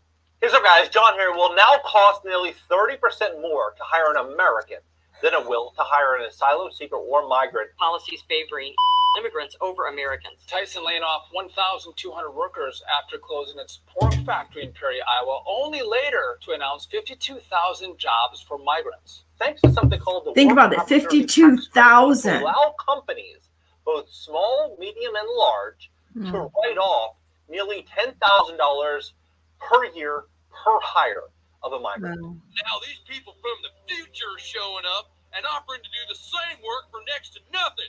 They took our jobs. That is just the tip of the iceberg, because there's a variety of other tax credits that are also now being presented to companies hiring just migrants. Now, when you start to look at this, this will allow these companies to bring their labor costs to almost zero. So why would a large company want to hire Americans that are going to cost 50, 60, 70, 80,000 a year when they can get free labor? It's a big question. In this video, I'm going to break it down. I'm going to show you exactly what's going on, all the companies that are doing this, and how this is going to reshape and change America's job market to the likes of which we have never before seen. There you go. So, Wow. yeah, it's crazy. Now, with that said, we know that they're bringing every year. There's seasonal work that comes into the United States from Mexico. I mean, that's something that's been going on for many, many years. Right. And such. But the tax incentives and the way that the government rigged this was for the corporations to pay zero for labor and give them the advantage. So this is all about breaking small business in America and aggregating it all into the corporations. And that's what I'm so disturbed about it for. Yeah. Well, I mean, that's the whole agenda, that the world is going to be run by mega corporations. So there'll be all these supranational corporations. That's essentially who's going to run the world. I mean, we see lots of, centralization and steering coming from things like, NGOs like the World Economic Forum, the UN, and the WHO, and all of these different. But really, it's going to be the mega corporations who are being empowered by them through all of this, like the ESG and the DEI and all of these different, stakeholder incentives that are empowering them and taking and decimating essentially small businesses. But they're really going to be the ones who are they're running everything. And I tell you what, once we have this crash, because it's incoming, there's no way we're going to get around this. There, you can see all the telltale signs, and it looks to me to be worse than 29, which is a good thing, because it's like let it fall flat right to the ground, because the ones that it's going to destroy is the corporations. And, we'll figure it out. You think so? I don't see that. I don't see that at all. I think the goal is to create a crash that decimates, the middle class, the lower class, but that will empower the corporation. I mean, what did we see through 2020? The big corporations did fine. It was the mom and pop shops that were all shut down. I think we saw the same thing in 2008 too. I don't see that the big corporations are going to come tumbling down. I'd love to see that. That's not what I see. I have faith in that. I really do. I have faith that things, if the currency takes a dive, that they will not. It's sort of like turning a ship around. Mm-hmm. If you have a really large ship and you've got problems, it takes it a while to recover. Small ships and boats can still navigate quite easily in ways that a large ship can't. And the same thing with a corporation or entity. When you look at the decision-making structure and things that are too big, oh my gosh, it takes like 1 million committees. I could die in committees. I hate committees, all that sort of thing. It's so annoying. It's a waste of time. You could die in a committee and nobody would even know, be like, hey, Brandenburg, what's happening here? Are you asleep? No, I died in committee because it was so freaking boring, right? And nobody's willing to stick their necks out and make a decision. Where in small business, if you see a rock in the road, you can adjust and adapt. A corporation cannot. So just in the sheer adaptability and agility in smaller business, you can adjust and adapt where a corporation cannot. Right, but you're saying adjust and adapt to what? To the crashing of the dollar? Any changing environments. It's like you can adjust and adapt when things go wrong. So for example, okay, here's a great example of thinking in the demented Donna Brandenburg way of always finding, I'm like water, man. Something dams me up in one area, I'm going to find a way around it, right? Mm-hmm. And so you look at how they're dealing with things. Well, you use the law against them, okay? Mm-hmm. So they've got their foundations, they've got their little associations and such. If we started launching private membership associations in mass, and everybody can do this, they can't regulate you. And so you can go outside of the law and say, oh, it's a private membership association, it's a club. Now, if they go after the clubs, guess what? They can, and they start the precedent. It's just like what President Trump is doing. Mm-hmm. Set the precedent. So you go after the clubs, you're going to go after them too. Right. And because you've got the right to do that. And go after private membership. I'm sorry to interrupt, but with the private membership association, they can have a bank account. I believe you can do anything you want. You can go in there, but it kind of gets you out of the. No, I know it takes you out of the regulations, and they can't be taxed in the same way. I was just wondering with the bank accounts, because that's still a way that they could track, and I'm wondering how they'll start clamping down on that. Well, you know what? I'm kind of a fan of it. You go into private membership association, guess what? We have a committee to help paint houses. We have a committee to do this. I'm a fan of bartering and screw them all. Sure. It's like, what are you going to do? And maybe if we all decide to get in there and give our time and our effort to just helping each other, we wouldn't need the money. We wouldn't need the system, I agree. We full-time, we give eggs away to the neighbors, and we just give it away. I don't ask for a barter or anything back. We give it away. Or, we've got heavy equipment and loaders, and sometimes we just go and help people. Mm-hmm. And I mean, think about that. If that was actually the MO that we just went and we just helped each other, you would, if people weren't greedy and trying to get above everybody, it's like, this is the MO of most people. I'm glad you're doing well as long as I'm doing better. Instead of going, I mean, that was funny. That was my dad always said. He always said that was the MO of a certain religious group in the area. He's like, yeah, they're always happy that somebody's doing well as long as they're doing better. I don't understand that mindset. Nah. No, I don't understand that at all. Yeah, the private membership association is really interesting. I'm seeing a lot of people are doing that. I've thought about it, I'm just not. I feel like I need to learn a little bit more about how it all works. Well, you can do medical, because I actually looked into buying a doctor, where you actually pay the salary of the doctor, Right. and do like a private membership association for medical, and Yeah. whatever. So we just did for my Dangerous Dame show. We just did a thing about Gold Care to bring them on as an affiliate, and their private membership association. They do telehealth medicine. Oh, really? Yeah. See all of that stuff. We should be able to do whatever we want. They shouldn't be able to regulate. I'm Right. sorry, almost anything. Right. Right. No, I agree with that. I absolutely agree with that. I'm not clear on exactly how all of it would work in terms of finances. David Jose, I believe it's David Jose, which is going to make Donald out there. I see you, Donald. And I was going to say something to Donald too, just so you know. I've been watching on Twitter. I've been getting more active on Twitter. Okay. I decided to end my protest to Twitter, even though Elon has not given me my original account back again. It took me 11 appeals, literally 11. Serious? Yeah, Okay, 11. so I need to appeal Finally got it back. every day. I just want my account back so I go in and find my friends that were there. I know. I That's have like all I open want. conversations with people who have no way of finding me otherwise. So Right, and it's that like was I've why I got wanted all of my conversations that I had there, and my handle. I'll tell everyone what my handle was on. It was Truth Seeker D. That is my account. So Elon, if you're out there, restore my freaking account. I want to find my friends. And so, but Donald has been shipping me stuff, and I've been watching the really good posts on Twitter. So I decided, okay, I was like Twitter obsessed, and I mean, I have a pretty decent following on there. And so I got nuked off the same day that the Flynns got nuked off, because of course we were all bad people. And we talked about things that we shouldn't be talking about, right?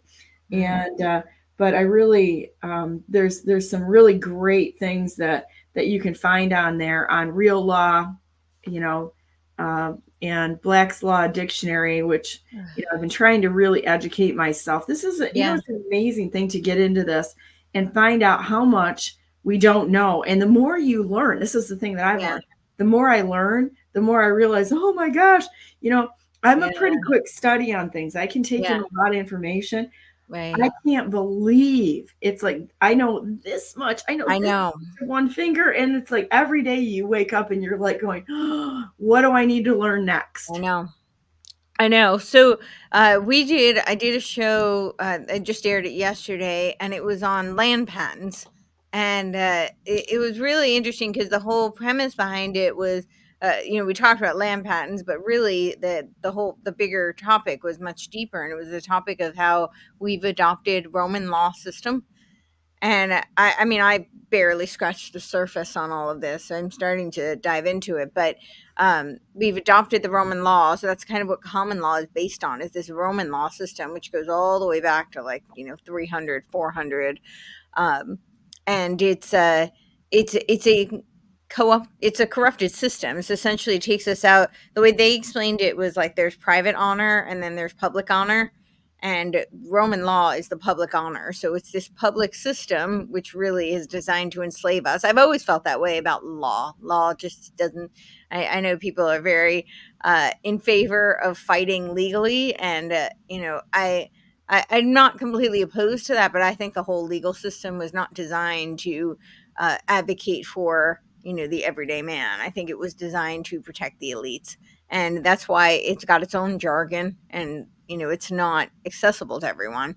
And so that's essentially what it is it's designed to enslave us and to protect, I call them the parasite class.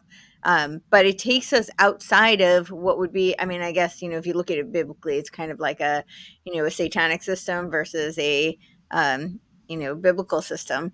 And they talked about it was interesting because I kept asking, and I don't know if they were just trying to.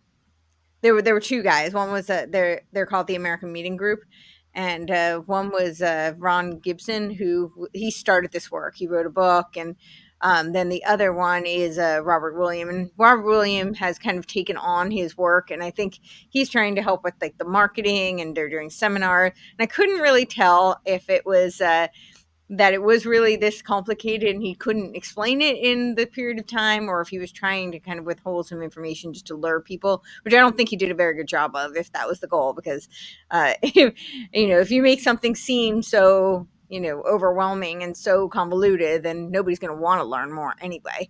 So I don't actually think if that was his intention, but the way he explains it is that we're so entrenched in this system, which is kind of like the Roman law civil system, and that is very far away from being in private honor, and that we can't really just extricate ourselves from the public system. So there has to be this line that we dance between, maintaining, because if we try and fight publicly, so an example is like people, creating these public-private partnerships, these, people opting out of systems like the, whether it be the tax system, the, I don't know, I could go through many lists, but the mainstream system, opting out of that to create, something that is in line with, natural law and private honor. But the problem is that people want to, because once they learn how much we've been withheld and how much we've been robbed, they get very angry. Yeah. And so it's things like very simple things like we don't actually need, there's nothing constitutional about having a driver's license unless you were, it only says if you are a commercial driver, if you are using it for business, then of course you need a license, but there you have freedom of travel. There's no reason why I need to have, some documentation to show you that I am using my own property, which is an extension of my home, to travel. But right. We've all been the terminology. There's driving and there's travel. Driving is commercial. Travel is what all of us have the right to do. And they can't tax, they can't license the travel part of it. And that's exactly what you're talking about. So and we've gotten so far away from that. Well, not only can they not tax it, but they use it as a way to do all sorts of racketeering, right? You have, what are the police? They're not law enforcers, they're policy enforcers. That's why they're called police. And, then they pull you over and they intimidate you and they scare you. I have a friend who's a lawyer and he has never paid a traffic ticket, a traffic or parking ticket. He's fought it every single time. He's actually not originally from America. I mean, he's a citizen now, but I always find that people who move here, not always, but typically they know way more about our laws than we do. Because they have to in order to become citizens. So, but he knew that none of it was constitutional. So he said, I'm not giving them my money. It's a racketeering scheme. But he knew the law well enough. That's the problem. I think, there are people who opt out, like they, resign their citizenship. There are many ways to do it, but there are a lot of people who they go through, they call it the sovereign path. There are many names for it. But the problem is a lot of people don't actually know. It's very intricate. And if you don't do it properly, you get yourself into a lot of trouble. I think there's a lot of scams out there. But all of that to say that, it's all based on this dichotomy between the ancient Roman law that, has now been adopted and advanced and, created the common law system, created the bar versus, private, biblical No, the law. bar is just private membership and it's not a license to practice law. There is no license to practice law. They've just they've turned it into the civil action jurisdiction and made it so that we can't see the laws. They have to buy all the laws in the books. We can't even get that. So you have to go through an attorney to see most of those laws in any, or the new statutes or the cases or anything like that. Yeah, I know. It should be really. Same thing with academic journals. Like, why do I have to have some sort of credential to be able to read something? I mean, think about that. That is so it's wrong. It's totally so wrong. And most of us, and we pay for most of this. That goes in with the regulation where they establish and they create the rules and they regulate them and they execute the punishments for them outside of anything that's lawful. I'm going to go back to your driving thing because I don't think a lot of people understand what happened with the auto manufacturers. Mm-hmm. They start the regulation. So now in order to get a car licensed, any car has to first go through insurance. So you have to make sure that a car meets the regulations so it can be insured. before Yeah. you can get a license to have it on the road. Right. I know. And that Crazy. stops any innovation, and it centralizes all of the manufacturing to the big manufacturers. Yep. And then it keeps out competition. That's Yep. exactly what that's all about. Yep. Yep. And it's about creating a database as well, right? Because eventually they want to put us all into these electric cars that have kill switches, so they can completely control us with geofencing. And I think this is part of just laying that groundwork so that they have the database for it. You know, they think about these things like very far ahead, unfortunately. So, Yeah, well, we're just farm animals to them. They think that they're above us. That parasite class, they think that they are special. Yep. They descended from Ra, the sun god, or whatever it is. They think they, and all their allegiance to Baphomet and whatever else they've got going out there in their craziness, because they're all a bunch of inbred freaks. Yes, that's true. That is true. Although, in like, previous times, I don't know how far back you go, but it was pretty common to be inbred. We think of in today's society, we have, because our technology is so advanced, we're able to travel and be, have communities that are much larger. But if you think about in ancient times, they really didn't. So, and they've actually done these genetic studies. That's a bit of I'm not advocating for inbreeding, by the way, but we have been kind of misled on it. We've been told that that's what causes all sorts of diseases and problems. And actually, when you go much further outside of your genetic pool, that actually causes a lot more problems because there's incompatibilities. And you can see that with just like something really simple like the blood types. Again, I'm not saying that, it can't happen. You can't have perfectly healthy children, but it does, in a lot of cases, cause complications. I actually have a pretty close friend, and her parents had incompatible blood types, and her oldest sister is legally blind. Her youngest sister is legally blind. She's deaf in one ear. And it was because of the blood types that created a complication in the bilirubin. And it's not uncommon, for that to happen. So it's just, that's just one example, and that's not even necessarily the best example, but they have done studies where, people going really far outside of their genetic pool, it creates more likelihood for complication. I think diversity is good. Obviously you want the best genes to propagate, but this idea, I don't know, it's just this, we've been told that inbreeding, if you look at like Iceland, even today, Iceland is a very small country. It's growing, but their tourism is like 3 times their actual population. I think their population is something like 250,000. At least it was last time I checked. And they have a database because, and again, I'm not advocating this culture, but they have a total hookup culture. There's not a whole lot of commitment and family life. It's very much a hookup culture. But they have a database because it is such a small population, and they're an island. And so they have a database where the next morning you go look up, not if you're related, but how closely related you are. So, if it's your first cousin, like maybe they won't go on a second date. But if it's your third cousin, maybe, because everybody really is related. So I don't know. There's just to play devil's advocate on that one. But yeah.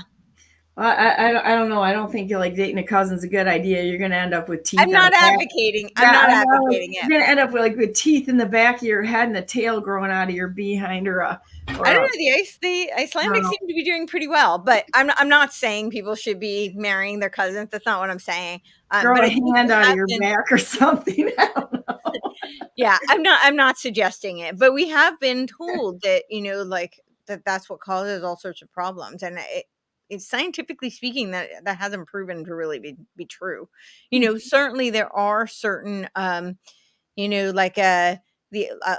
one example I know of is the Tay-Sachs with Ashkenazi. So that's something very specific to that region of the population that is more common for them to have. So obviously it's more likely for them to be carriers, and you increase the odds of passing that on if you're, if you procreate with somebody else who is in that gene pool. So those kind of things. But then when you're talking about now they've created this notion that we should go as far opposite from us as possible, And in some cases that works out great, but in a lot of cases it actually doesn't. It's not genetically advantageous. So, yeah. Well, I learned something new today. So there you go. Yeah. Yeah. So when I first started learning that, I was really surprised. It was actually a friend of mine was telling me, and I was like, I don't believe you. And so we started like pulling up the research, and yeah. And then I spent a lot of time in Iceland, and I was like, okay, that kind of, kind of pokes a hole in that theory. But yeah. You did spend some time in Iceland. I spent quite a bit of time in Iceland. Yeah. It didn't get off the ground, but I was working on a couple of film projects there. And yeah, so I was there scouting for locations and meeting with investors. And yeah, I did actually end up, and one of our, she was kind of like an executive we created a film company, and she lived in Iceland. So I've been on Iceland twice, just as a stopover. I flew Icelandic Air and stopped there. That was pretty, It is pretty. And the Icelandic wool is just kind of cool. There's it's fun. Mm-hmm. My love for fiber. One of these days, I'm going to get a few sheep and a few alpacas and give a whirl to that. I like that, all that kind of stuff you can learn to do, on a farm and such. I think alpaca or sheep is going to be my next thing. Ooh, okay, that's awesome. Yeah, Iceland is funny because Iceland is very green and Greenland is very icy. Yeah, Greenland's got all kinds of bases and crap on it buried there in the ice that nobody wants to talk about. So weird. It's Greenland, but it's icy, and Iceland is really green, very lush. Yeah, that's pretty. Yeah. It's real pretty there, and such. That's what I thought when I was there. That was pretty. What time of year were you there? Fall. Okay. So you had a little bit more sunlight then. It was sunny. It looked pretty. I mean, it was just, it was pretty. Yeah. I mean, I was there mostly in the winter, except for one of the times. But so you only had like 2.5, 3 hours of sunlight. The rest of the time it's dark. Yeah. Well, that's interesting. Yeah, it was fun. I went and traveled all over Europe at that time. Mm-hmm. And that was kind of fun. Got the U-Rail pass. I was younger. Got the U-Rail pass and went all over the place. And it was a fun trip. Yeah. Yeah. Mm-hmm. A lot of it's beautiful. Yeah. Iceland's interesting. I mean, their culture is just very, very different from ours.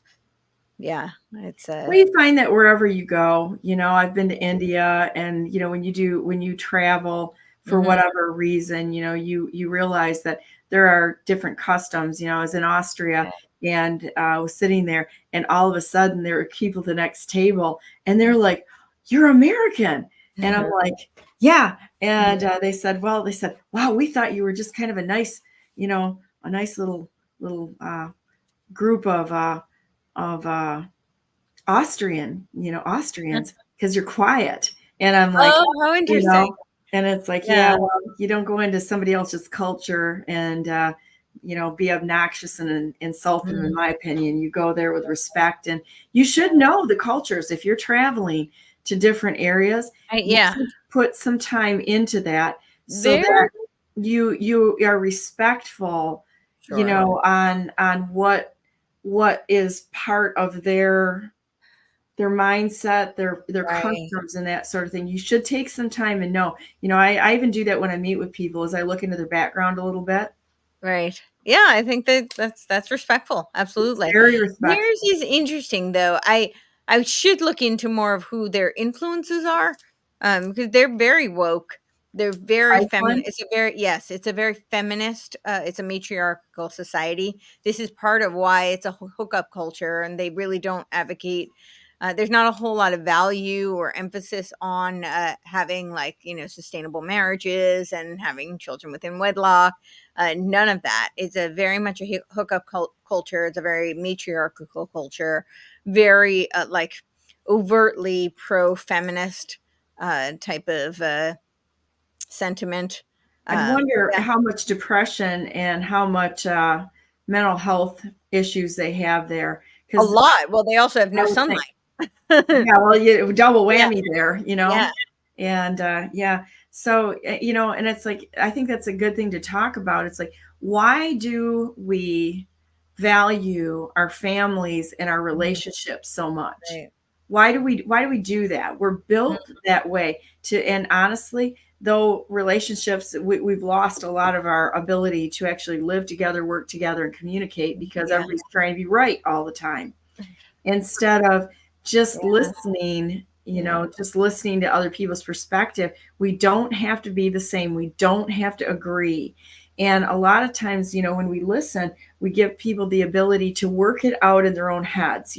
Sometimes when you just speak something out loud, you go, oh, that's kind of crazy. And you change your MO right there. Right. But the families, even the families and the family dynamic in the United States has really turned into me, my. Toby Keith just died, but his song was fantastic instead of, you and how do I respect you? How do I honor you as a person? Right. This is where we get back to the difference between evil and people. Yeah, right. Well, I also think there's been a major psyop in this country. So we have a very strong emphasis on the nuclear family. And I actually think the nuclear family was not that, the nuclear family is better than no family, but I think the nuclear family was kind of a psyop to eradicate the extended family. Humans aren't, and it propagates this whole consumerist type of society, which eventually led to, we had at one point it was very much a very insular nuclear family where you could have one breadwinner and then have the woman stay at home. But of course now that's changed, and now you don't even have really the nuclear family. You have to have all sorts of substitutes in order just to survive, in order to help out. And you have to pay them. It's like pay them, exactly. It's an industry. But you used to have, exactly. But you used to have, extended communities where it was intergenerational living, and grandparents would help out, and communities would help out. You really don't have that anymore, and that becomes very isolating, very expensive. And I really do think it was an off to cut people off from their extended family. Well, it's like any prey, look at us as prey animals and predators. The parasite class are predators. Yep. We are like a prey animal. And this is why I always say we're the most like horses of any animal on the planet. If you know horses, you know people, because we act exactly the same way. And it's kind of predictable. Let's just say it's predictable. But a predator is going to try to isolate you so you do not have the support network of people who actually care, which is not based on money, and I really think that it's a really good idea for everybody to get involved in helping each other grow your own food. And it ends up, you have better results, and you can grow, I'll go back to that again, a half acre plot for a garden. And a couple of goats or sheep, you got your milk and you make cheese, and 36 chickens, you can feed 9 families. And that's a huge thing. And then, of course, I'm always researching into that sort of thing because I've got an interest in intercropping and companion planting and how to replace products. Right now I'm stuck on Michigan pawpaw. I'm gonna be like the Johnny Appleseed of Michigan pawpaws in the state of Michigan. That's a native plant, and it's like a banana, pineapple, mango combined. So we could actually have something that could replace something that's actually a hybrid. All bananas we have are kind of like a hybrid type of a banana. That's not what the original one was, which is okay. I love bananas. But you can make rennet, and rennet is something that you have to have in order to make cheese. Well, a lot of our rennet that we have is not, you can buy rennet pills. I have some little rennet tablets that you can drop into raw milk if you want to make cheese, which I have not done. I'm learning the process because I want to learn how to do. I want to get some sheep and make some cheese and such. But I found out that you can actually make natural rennet with stinging nettles. Wow. So, you can do a vegetarian way to accomplish something right now that has to come from the lining of the stomach of animals. So that's what rennet is for cheese making. Interesting. I didn't know I didn't know if you knew that or not. But I don't know. That's fascinating. Yeah, so trying to figure out and perfect this little rennet thing, and I've got nettles all over the place. So to be able to make a natural rennet. And what I'm really interested in is how you give me like a 3x3 piece of land, or 1 acre or 10 acres or 20 acres, and how do you best use that to provide for the needs of people? I'm phenomenally interested in that. And how do you replace all of these commercial crops that we've gotten used to, kind of a little lazy, and taken our purpose out of human beings and traded it for not 30 pieces of silver, for lack of a better word, our way of describing it. But we need to think in those directions. Yeah, I absolutely support that. That's fascinating. We've just started getting raw milk. I know it's illegal in places. It's so weird. And my kids grew up on goat's milk because we had a friend that had goats, and so we had fresh goat's milk all the time, unpasteurized. That's what my kids grow up on. Wow. Yes. Yeah, I think it's so weird that, like, of all things to make milk illegal. It's like, we don't have how dare they come after the farmers? Yeah. And any of these processes, they don't have the right to do that. And I mean, did they have nothing else to do than to make like milk illegal? I mean, yeah, well, you got to pasteurize it because we care about you. I'm sorry, they don't give a rat's rear end about us. If they, if they want to prove that they care about me, tell me if I die, you're going to be there and cry at my funeral. They're not going to cry. They're going to be clapping and raising their hands and woohoo, Brandenburg's dead, right? Right. I mean, that's exactly what would happen there. But there's other ways of doing things if we get together, It's like, I think so. Alpaca thing would be kind of cool, but sheep you can milk. I'm not sure how compliant an alpaca would be to milk an alpaca, but so I just bought a Ringer wash machine too, because it's like lots of things you can do with that sort of thing. But I'm like thinking, hey, this is cool. I could wash my wool in it and all that kind of thing, and then figure out how to spin it. Yeah, that would be. I don't know why I like this stuff. I have no idea. I just love it. I think it's great because most of our clothes are now made out of polyester, and that's contributing to all of the estrogen mimicking that we're experiencing. I mean, we're in a very hyper estrogenic environment, and it's causing all sorts of hormonal disruptions for men and for women. And so like I've really tried to find workout clothing that are not made out of polyester. It's really, or plastic essentially. I mean, now they think it's cool to make recycled plastic bottles into clothes, and they're like, oh, this is sustainable, it's regenerative. But now all that plastic is leaching into your skin while you're sweating, and that just can't be good for us. So I think people get a little bit like hyper crazy, you can't go like from one extreme to the other. I mean, we are detox machines. I think our bodies are really capable of detoxing a lot. So I don't think we need to be like so obsessed, but I think a little balance, like everything now is made out of plastic, and we're even wearing it on our, and if you look back, even just a few generations, that wasn't true. You had mostly natural fibers. People wore cotton, people wore silk, people wore wool. It wasn't all, people even wore fur, which is very taboo now. And now, actually, I think in California, they're banning fur. Don't insult my emotional support animals. I'm a vegetarian, so it's like I'm a vegetarian, but I make, it's like I've made up with it with the furs, because we're in Michigan. It's cold. It's cold. And if you really want to be warm, wear fur. Sure. And I've got some Oscar boots that they're fur boots, and I'm going to tell you what, they are so warm, and that's why I wear fur. It's not, for me, it's not, I don't give a rat's rear end what anybody thinks about me or what I'm wearing. I wear it because I don't want to be stupidly cold. And you see people that walk out in the downtown areas of our big cities, and these chicks are wearing skirts that are barely covering, and it's like, I'm like, are you kidding me? It's like under 30 degrees, or it's 0 degrees, and you're walking out here. Your mama never even taught you how to dress, and you look dumb to the rest of us because you're out here freezing your hoo-ha off out here. Yep. And man, I got fur all over me. I've got fur hat, I got a fur collar on, I've got a fur coat on and such, and I'm just cruising through. I'm nice and warm.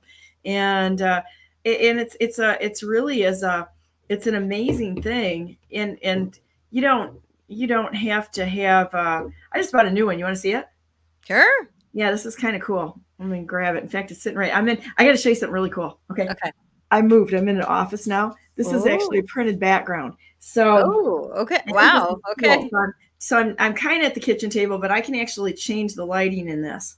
Check this out. Ooh. There's green, yellow, Ooh. red, Ooh. pink, and white. Back to my white. Wow.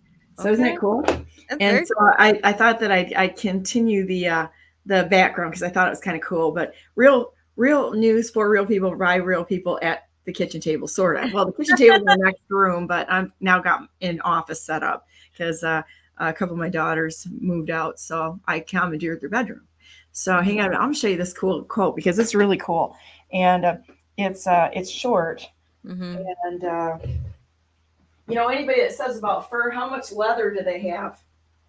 Right, exactly. So that was my experience when I went to college. I went to college upstate New York, and I mean it snowed through May, and I was wearing like one of these just like wool coats, and I was dying. I had rainouts, and my mom was like, "We need to get you a fur coat," because she came up for.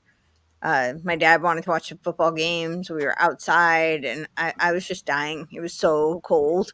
My fingers went numb. That is said by somebody who stupidly lives in California, who's never lived in any place that's really cold. Yeah. So this is a new one because I like the big fox collars. Ah, you get your neck all kinds of beautiful. Yeah, and it's like it's got like little cuffies on it and such. yeah, So it's beautiful. kind of cool. But this is like the coat itself is like it's a lamb. Okay. Coat. Yeah. So it's got a cool texture to it. Yeah, it does. And it's short, so I can wear it. I can wear it with Gorgeous. jeans or whatever. But think about that when you wear that with jeans, Right. and anytime you've got the fur around your neck. Mm-hmm. It's like, Yeah. I'm sorry, you can sit there and feed me all that kind of nonsense about why this is a bad thing, and then walk away from me wearing your leather shoes and your leather boots and going and eating a hamburger. So why is all of a sudden fur a bad thing? Right. It's Exactly. like I think it's a great idea, and it's like with the alpaca. So the alpaca, you can really make a nice non-allergenic socks or whatever, and they're warm. Alpaca is really alpaca's warm. Yep, that's true. Yeah, I buy them. I actually buy alpaca socks from a farm that's in Michigan, an alpaca farm, and that's very pretty cool. much what I wear. So you can look into that. If you look by Lansing, there's an alpaca farm there, and you can go look it up and go visit them. And there's a little store in Williamston that sells their socks. Okay. Yeah. Very cool. Yeah. If you want some, I'll send you a pair. Just give me your address when we're off the phone, and I'll send you a pair of socks. Because it's kind of one of those stupid things that those of us who just like a simple life, really, obsess over a new pair of socks. It's going to actually keep your feet down, Yeah. Yeah. Well, and that's the other thing, because most socks now are made out of plastic. And I feel like that's the worst, because your feet have we're not designed to be in shoes all the time. I mean, that's a pretty modern invention. And really, our feet are where that's why grounding is so powerful. It's where we have so many nerve endings. It's where we absorb a lot of nutrients actually from soil.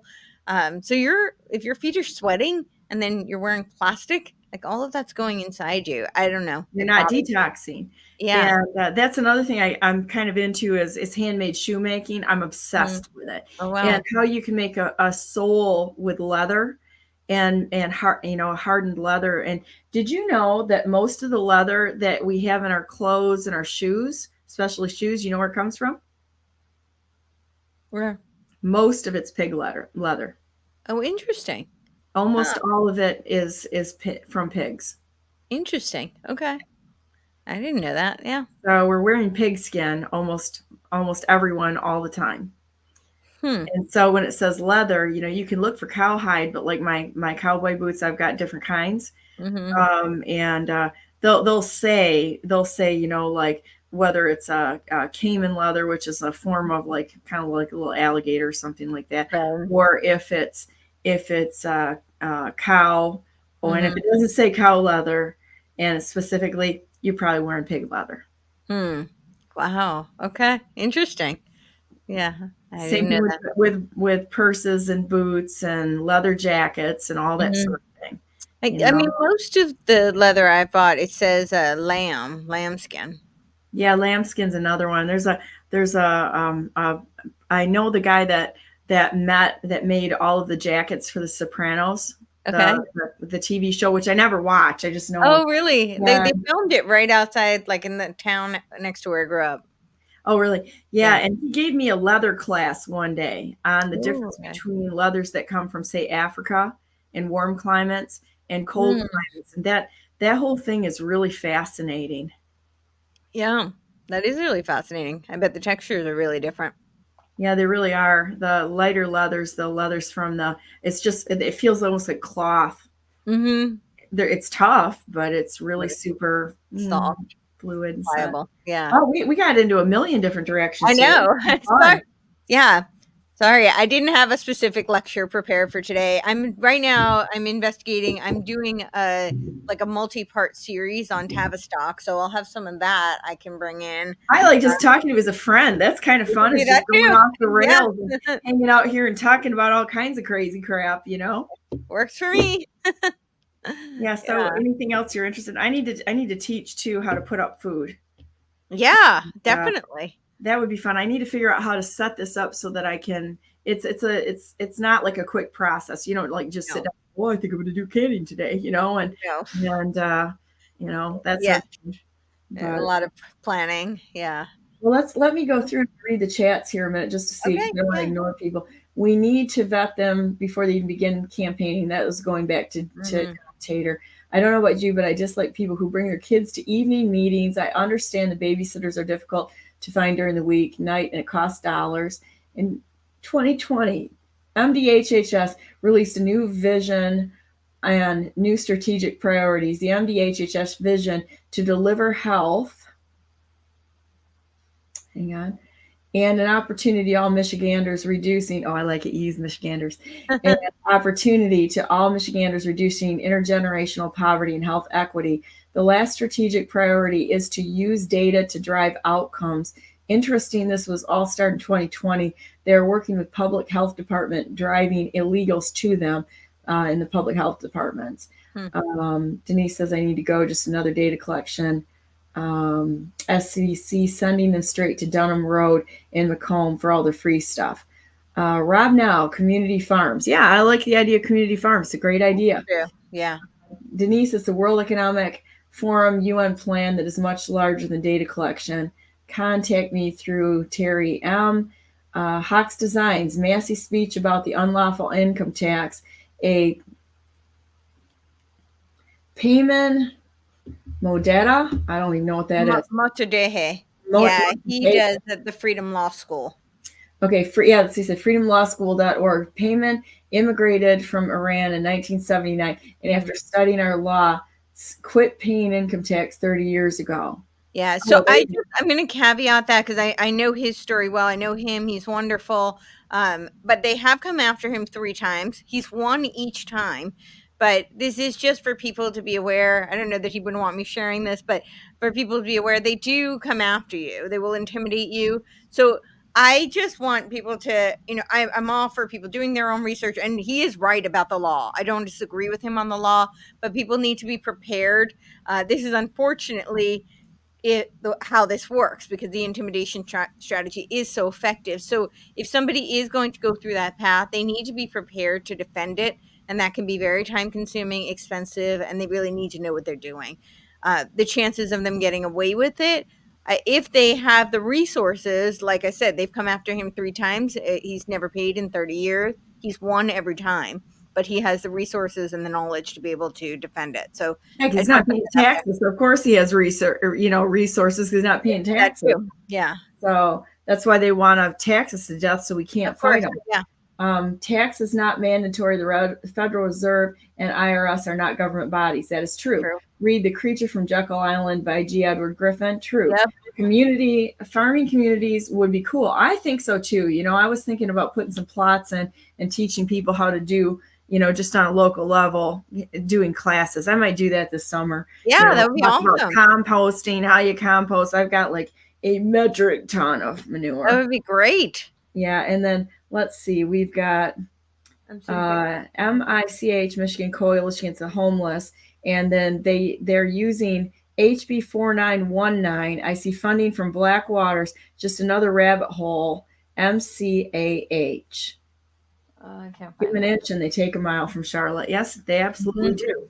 Yep. So Yep. awesome. Well, what's your plan for the day? Do you have any plans? I have so much research to do because I'm doing this docu series on Tavistock. I have a radio show I've got to do, so I'm doing some research for that. I started doing some digging into the Scottish Enlightenment, because there's this. So there were several schools of enlightenment. There was, like the German Enlightenment, the British, the French, and then there was the Scottish. And Thomas Reid was behind. He was one of the leaders of the Scottish Enlightenment movement, and he created something that he called the common sense realism. And it was he was a very big fan of Hume, but he disagreed with Hume, so he was influenced, but then he kind of diverged. And it's interesting because it was kind of his his idol and his inspiration, and Hume very much rejected him, because he refuted his school of thought. So it seems like he was very influential in the American founding, but he's very much been rejected, and I think it's because of a lot of the Jacobins and the some of the other kind of occult groups that didn't like his school of thought. And his school of thought was kind of a hybrid. I'm just very briefly, I've just started diving into it, but it's kind of a hybrid of the more religious, kind of mystical, and then the very grounded, kind of empirical lines of thinking. And his was this idea that, essentially we had a priori knowledge that are just common sense knowledge. And I think this is very true, but that doesn't negate the fact that there are, in the Platonic sense, that there are forms that come from something, whether it be a divine creator that has an a priori understanding. And so he's kind of this hybrid, and I think he's fascinating, and I think he has been suppressed intentionally. So I'm starting to dive into some of that and see if maybe we can restore and bring that back into, kind of founding educational principles. So I just love it that everybody's going in different directions to work towards the same end. And the amount of time people put into those things that God puts on their hearts to do, it's just really extraordinary. And what a time to be alive. Yeah, totally. I agree. But yeah, there's so much information. It's like it's never ending. So, but it's part of the fun, but it is overwhelming. So there's no end to it. Yeah. I feel like your head's on a swivel all the time. Yeah, all the time. Yeah. Finding new stuff. And it's like life's an adventure. Totally. And, we put our heads in a direction that we think that it needs to go, and we need to control that. Well, you know what? Once you realize that it's kind of like being on a runaway roller coaster, you might as well just put your hands in the air and enjoy the ride, because God's the one that's in control, and realize that you might go around a few curves that you didn't see coming. That's okay. Just adapt and adjust. It's all right. We can adapt and adjust and find new paths. Maybe we're on a path we never thought we'd be on, and that's okay. Could be real interesting. And what's around the next corner? We don't know. It's nice to think and have everything planned out, but I'm going to guess pretty much that God's going to derail all of our little plans because he's got better ones. Yes, I hope they are better. So just trust. I'm more positive than you are. I think that we're going to see a huge crash here or a change. And we've seen it before. It's history repeats itself, and the precedent. I just haven't seen it end up, really super positive. A lot of these crashes have really devastated people. That's only because of the way they look at it.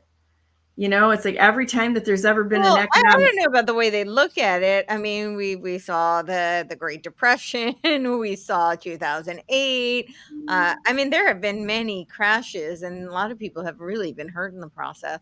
Well, think about it this way. If a crash needs to happen in order to restore the nation, that's a net gain right there, in my opinion. Okay. Mm-hmm. And whenever there's been a crash or a recession, the problem is people try to hold on to what they have so much and protect it, where God might be saying, take one step to the right or one step to the left. You are stopping yourself. There's so much more, but you're going to have to let go of what you think is important and move off center. And I've got a new path for you, and it's going to be better. Anytime that this is what I know to be true. Anytime in history that there's been a crash or things go wrong, there's more opportunity than you have when things are going right. You just have to look for it. Instead of bashing your head against the brick wall. We're going to keep going. We're going to keep going. We're going to try to revive this dead, crappy system, because that's what we're familiar with. You've got to stop trying to revive it. Let it go. Let it die. It's okay. And then make your change. So maybe you're in a job that you think you've worked so hard to achieve what you have, and you don't want to let it go. Well, guess what? If that all goes to hell in a handbasket on you, what do? Look into what's important to you and move in that direction. Because I can tell you that success is more tied to what you enjoy doing than what you think you're doing to achieve some sort of material goal. Like if you enjoy doing something, guaranteed you're going to be successful. I don't know. I've spent most of my life following passions, and I've had really just like a lot of devastating failures. So I don't know. I think that there's a room to be pragmatic, combined with passion. Well, I've had failure too, but they taught me skills to take as I go forward. So I just say, okay, well, that was for a period of time, put it up on this shelf, but I'm not tied to those things. I just like, okay, what's the next step? And, and miraculously good things kind of happen, but there's no guarantee for tomorrow. So, we can look for those opportunities no matter what we see around us. And I think God's got all kinds of surprises for us out there. I guess I'm just more optimistic on it. Yeah. Well, I stay optimistic. I keep going, but yeah, I'm hoping something breaks, because it's been a long road. So it has been a long road. It's been a long road, and it's been a long road. And I'm so glad that I actually am very glad I lost that election, because I wouldn't want to sit in the same room with those morons. Oh, for sure. And, it's like, it's time for this whole thing. This whole thing has got to get addressed. And just gimping things along because we're comfortable in them and it's what we're familiar has got to stop. We got to be able to get off the rails here and not be afraid to walk out into a new reality or a new way to do things and let go. It's like Sarah in the Bible. She turned, there's many translations that talk about Sarah in the Bible. She turned into a pillar of salt. A lot of translations, especially a lot of the Jewish translations, are like, it wasn't exactly like a pillar of physical salt, like people say, that she kept looking back and she was salty and couldn't go forward into anything new because she was so tied to what was. And people will choose pain to the point of being absolutely almost insufferable, rather than saying, you know what, we have to move on. We can't stay where we are. They're killing us at an alarming rate. And just because parts of our lives are comfortable or we like them, it may be time just to put it all down, walk away. Right. And that's okay. It starts here. Got to have a good attitude about it and say, okay, I guess everything's going to hell. I guess it's okay. What's next? And that's okay. Be sad for 2 seconds and move forward. Get past it. But that's the Don Brandenburg advice to crashes and disasters and such. Right. And they're going to happen no matter what. But it says, will Darleaf win his lawsuit? Yeah, I'm pretty extra positive that things are going to go in the right direction, and we can certainly pray about it, ask God's help, and it's all good. Yeah. I've been asked to do, it's coming up in May. I don't know that I can go because I don't think I can afford it, but I might do a fundraiser if people want to help. It's part of it's called the Inspired Network. And it's the same time that the WHO is having their meeting on the treaty. And it would be for me to be part of a panel to kind of come up with some strategies for, getting us outside of that system. Oh, I'd jump onto that. Yeah. What do we need to do to see that To see that happen? Yeah. I think I'm going to start a Give Send Go. But the trip for me to go would be, it's a minimum $3,000 for my fiance to join me. It would be the same for him. Where is it? It's in Geneva, Switzerland. Oh, really? Yeah. Huh. And it's in May? It's in May 21st, I believe it is. They just invited me yesterday, so I just found out about it. Let me see if I can find it. Yeah,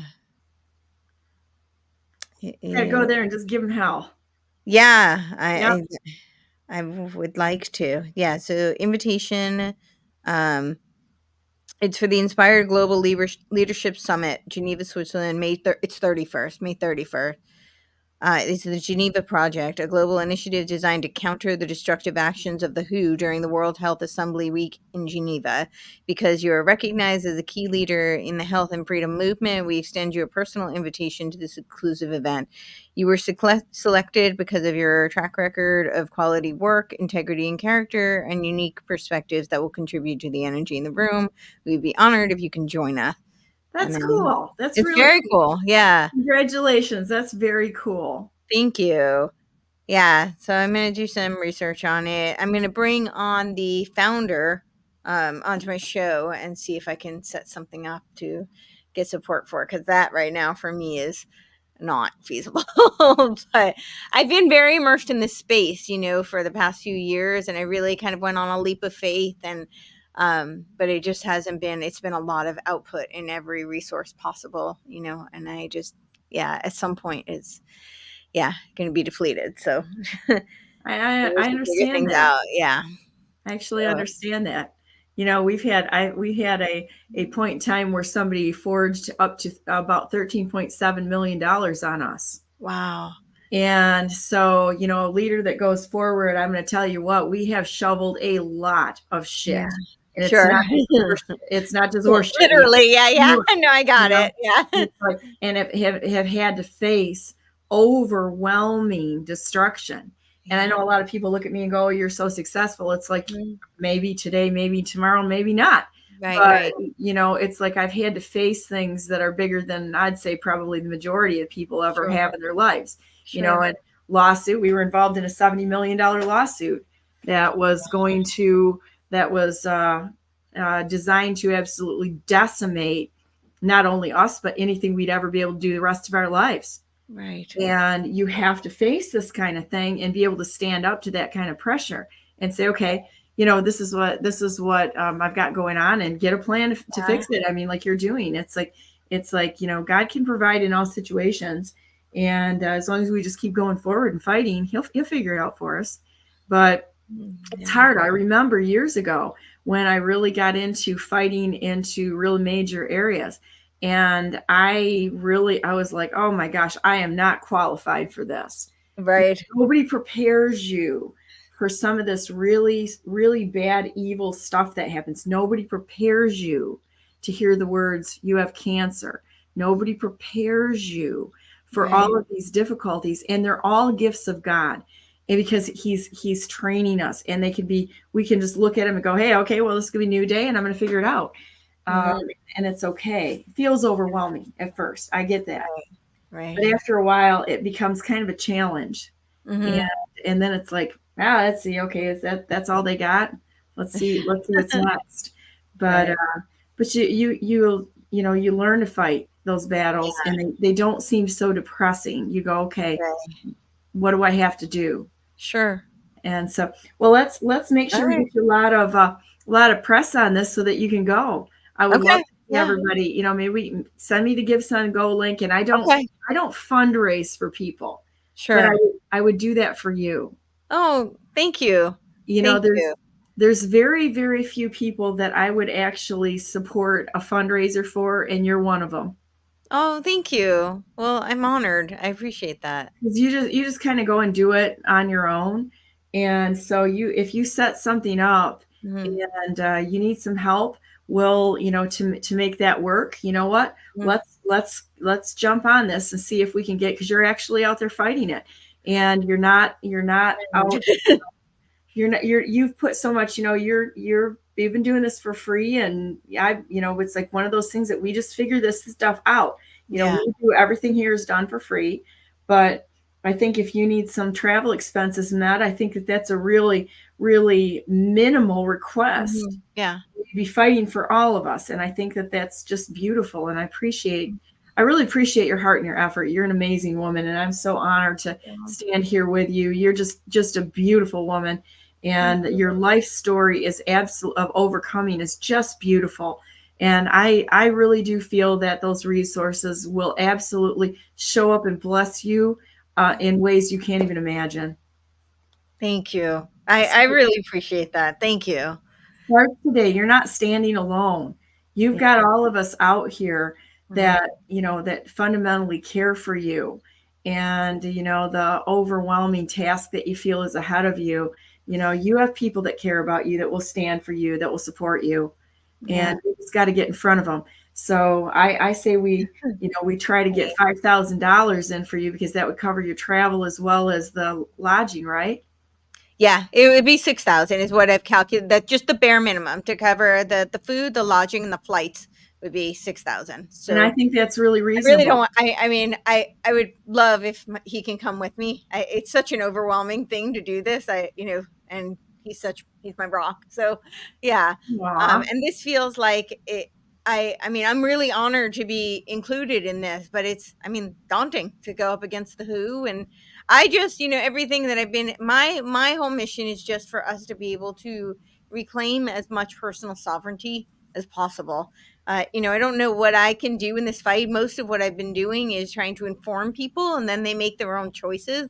I think knowledge is power, and I don't mean that in the occulted, esoteric sense. I want to do the opposite. I want to unoccult the knowledge that's been withheld from us and do my part in being able to have people take ownership of their own free will. It's not for me to decide the choices they make, but in anything I can do to fight against other people trying to enslave other people, that's really just my mission. But I know your heart. That's exactly what your mission is. But at some point, I need to, take care of myself too. So I'm struggling with all of it. Yeah. I'll be your first donation.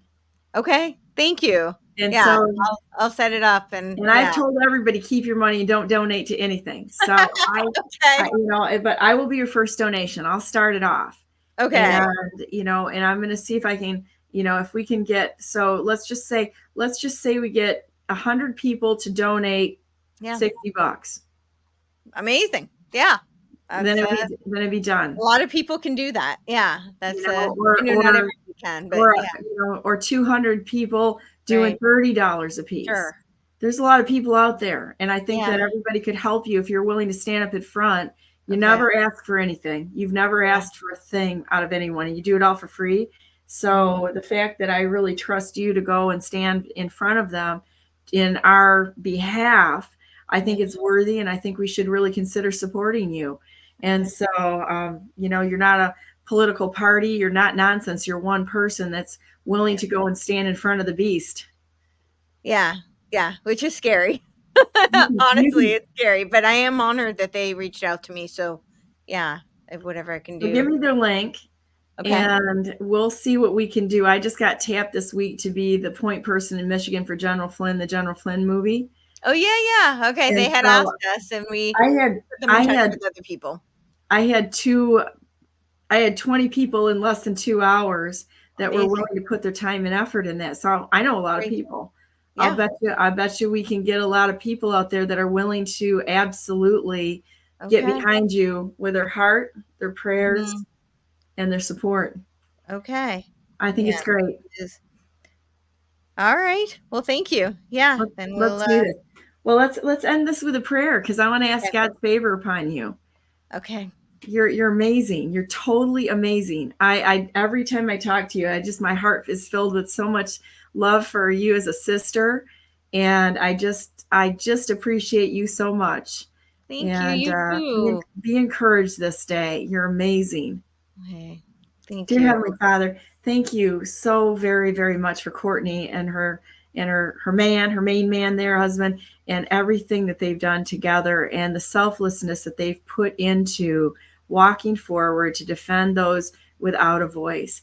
I ask that your favor would rest mightily upon her and the things that you've put in her heart to do, that you would open the doors, that you would provide the financial means that she could walk right into the belly of the beast there in Geneva and face off with the WHO and try to write this, to bring answers and solutions to debase the global power structure, because that just really needs to happen.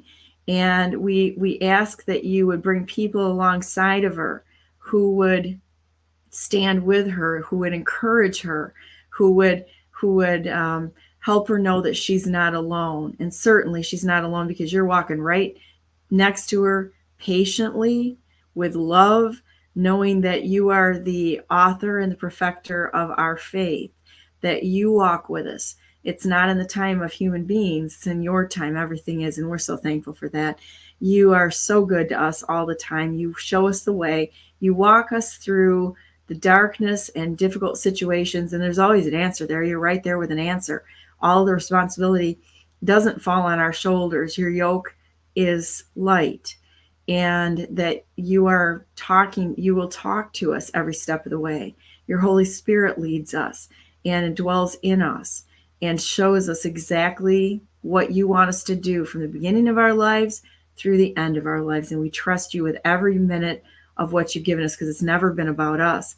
It's always been about you, knowing your character, the fact that you are our salvation, you're our redeemer, you're a creator, you're a provider, you're a banner in our battles and fight. You're our guide. You show us the way. And of course, you're a provider. And so we turn to you, wanting to know your character, wanting to know more about you. And we want you to know us, all of the spots in our life that need to change, and those good spots in our lives that you rejoice over us every single day, that you love us as your children, and that you'll never leave nor forsake us. We just need to turn towards you if we want these problems to go away, and be willing to follow the directions that you want us to go in. And we lay our lives down this day and all days in front of you, giving you our mouths, our steps, our fortunes, our sacred honor to follow you in whatever work you have for us to do on this planet. And we thank you so very much. Thank you for John, and give him your blessings this day also. And surround Courtenay with just your presence, your loving presence all the way around her, that gives her a lightness of heart, a happiness going forward, that she is renewed by your strength, your power, and your guidance and your will. We thank you so much. You're a great friend to us, and we want to know you, and we want to be a great friend to you. We love you so very much. In the name of Jesus Christ, we pray. Amen. Thank you. Yeah, we're going to get this thing done. Okay. I have complete belief in that. Okay. All right. Start making the plans. The provisions are on its way in.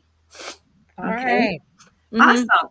Well, this was fun talking about nothing today. Nothing. Yeah. It was great. Thank you. Hanging out as friends.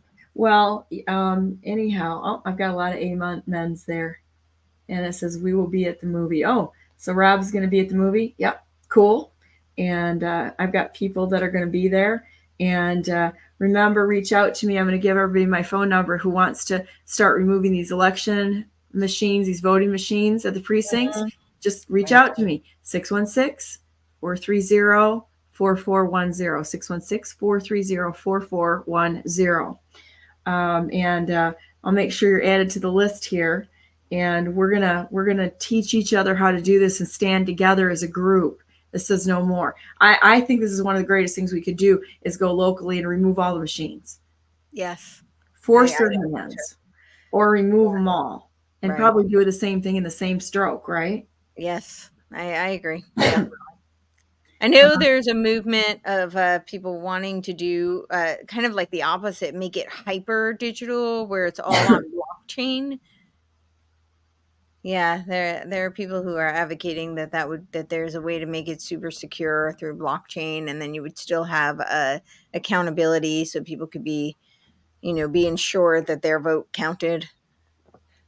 I'm a little familiar with that, and I think that that's something we should explore all of these. But right now, until we get things cleaned out, I agree. I think we need to go back to local control, just because there's so much criminality that what we have right now is not working.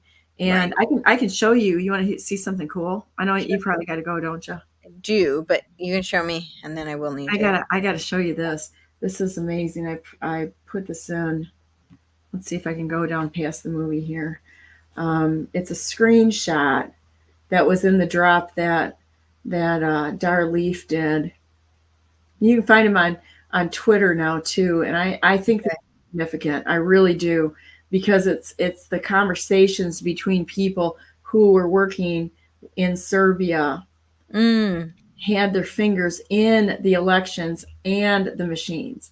So first off, here's the letter. Let me go ahead and put this up a minute. And then, because this is something, we should pray for, and God, please bless Stephanie Lambert, give her a good morning this morning, and free her from the unlawful things that are going on. So here's the letter from Dar Leaf that he put up, which I think is significant. And he's laying it right out on what happened there. So I've got that on my Telegram channel, which is at Brandenburg, the number 4MI. And this is the communications between Dominion Voting, Eric Comer, Director of Product Strategy and Security, Sheree Knoll, and then he comes back, and this is what he said. It's all about the fact that the modems failed the acceptance test, which means they've got modems connecting our machines on the internet. They said they didn't. They're lying their tails off. And so this is one in the thread of them. And he says,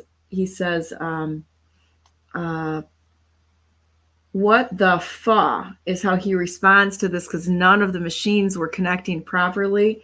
And Sherry's like, oh my God, I just read this. Their machines were not passing test. And then he even admits to it. He said, we suck.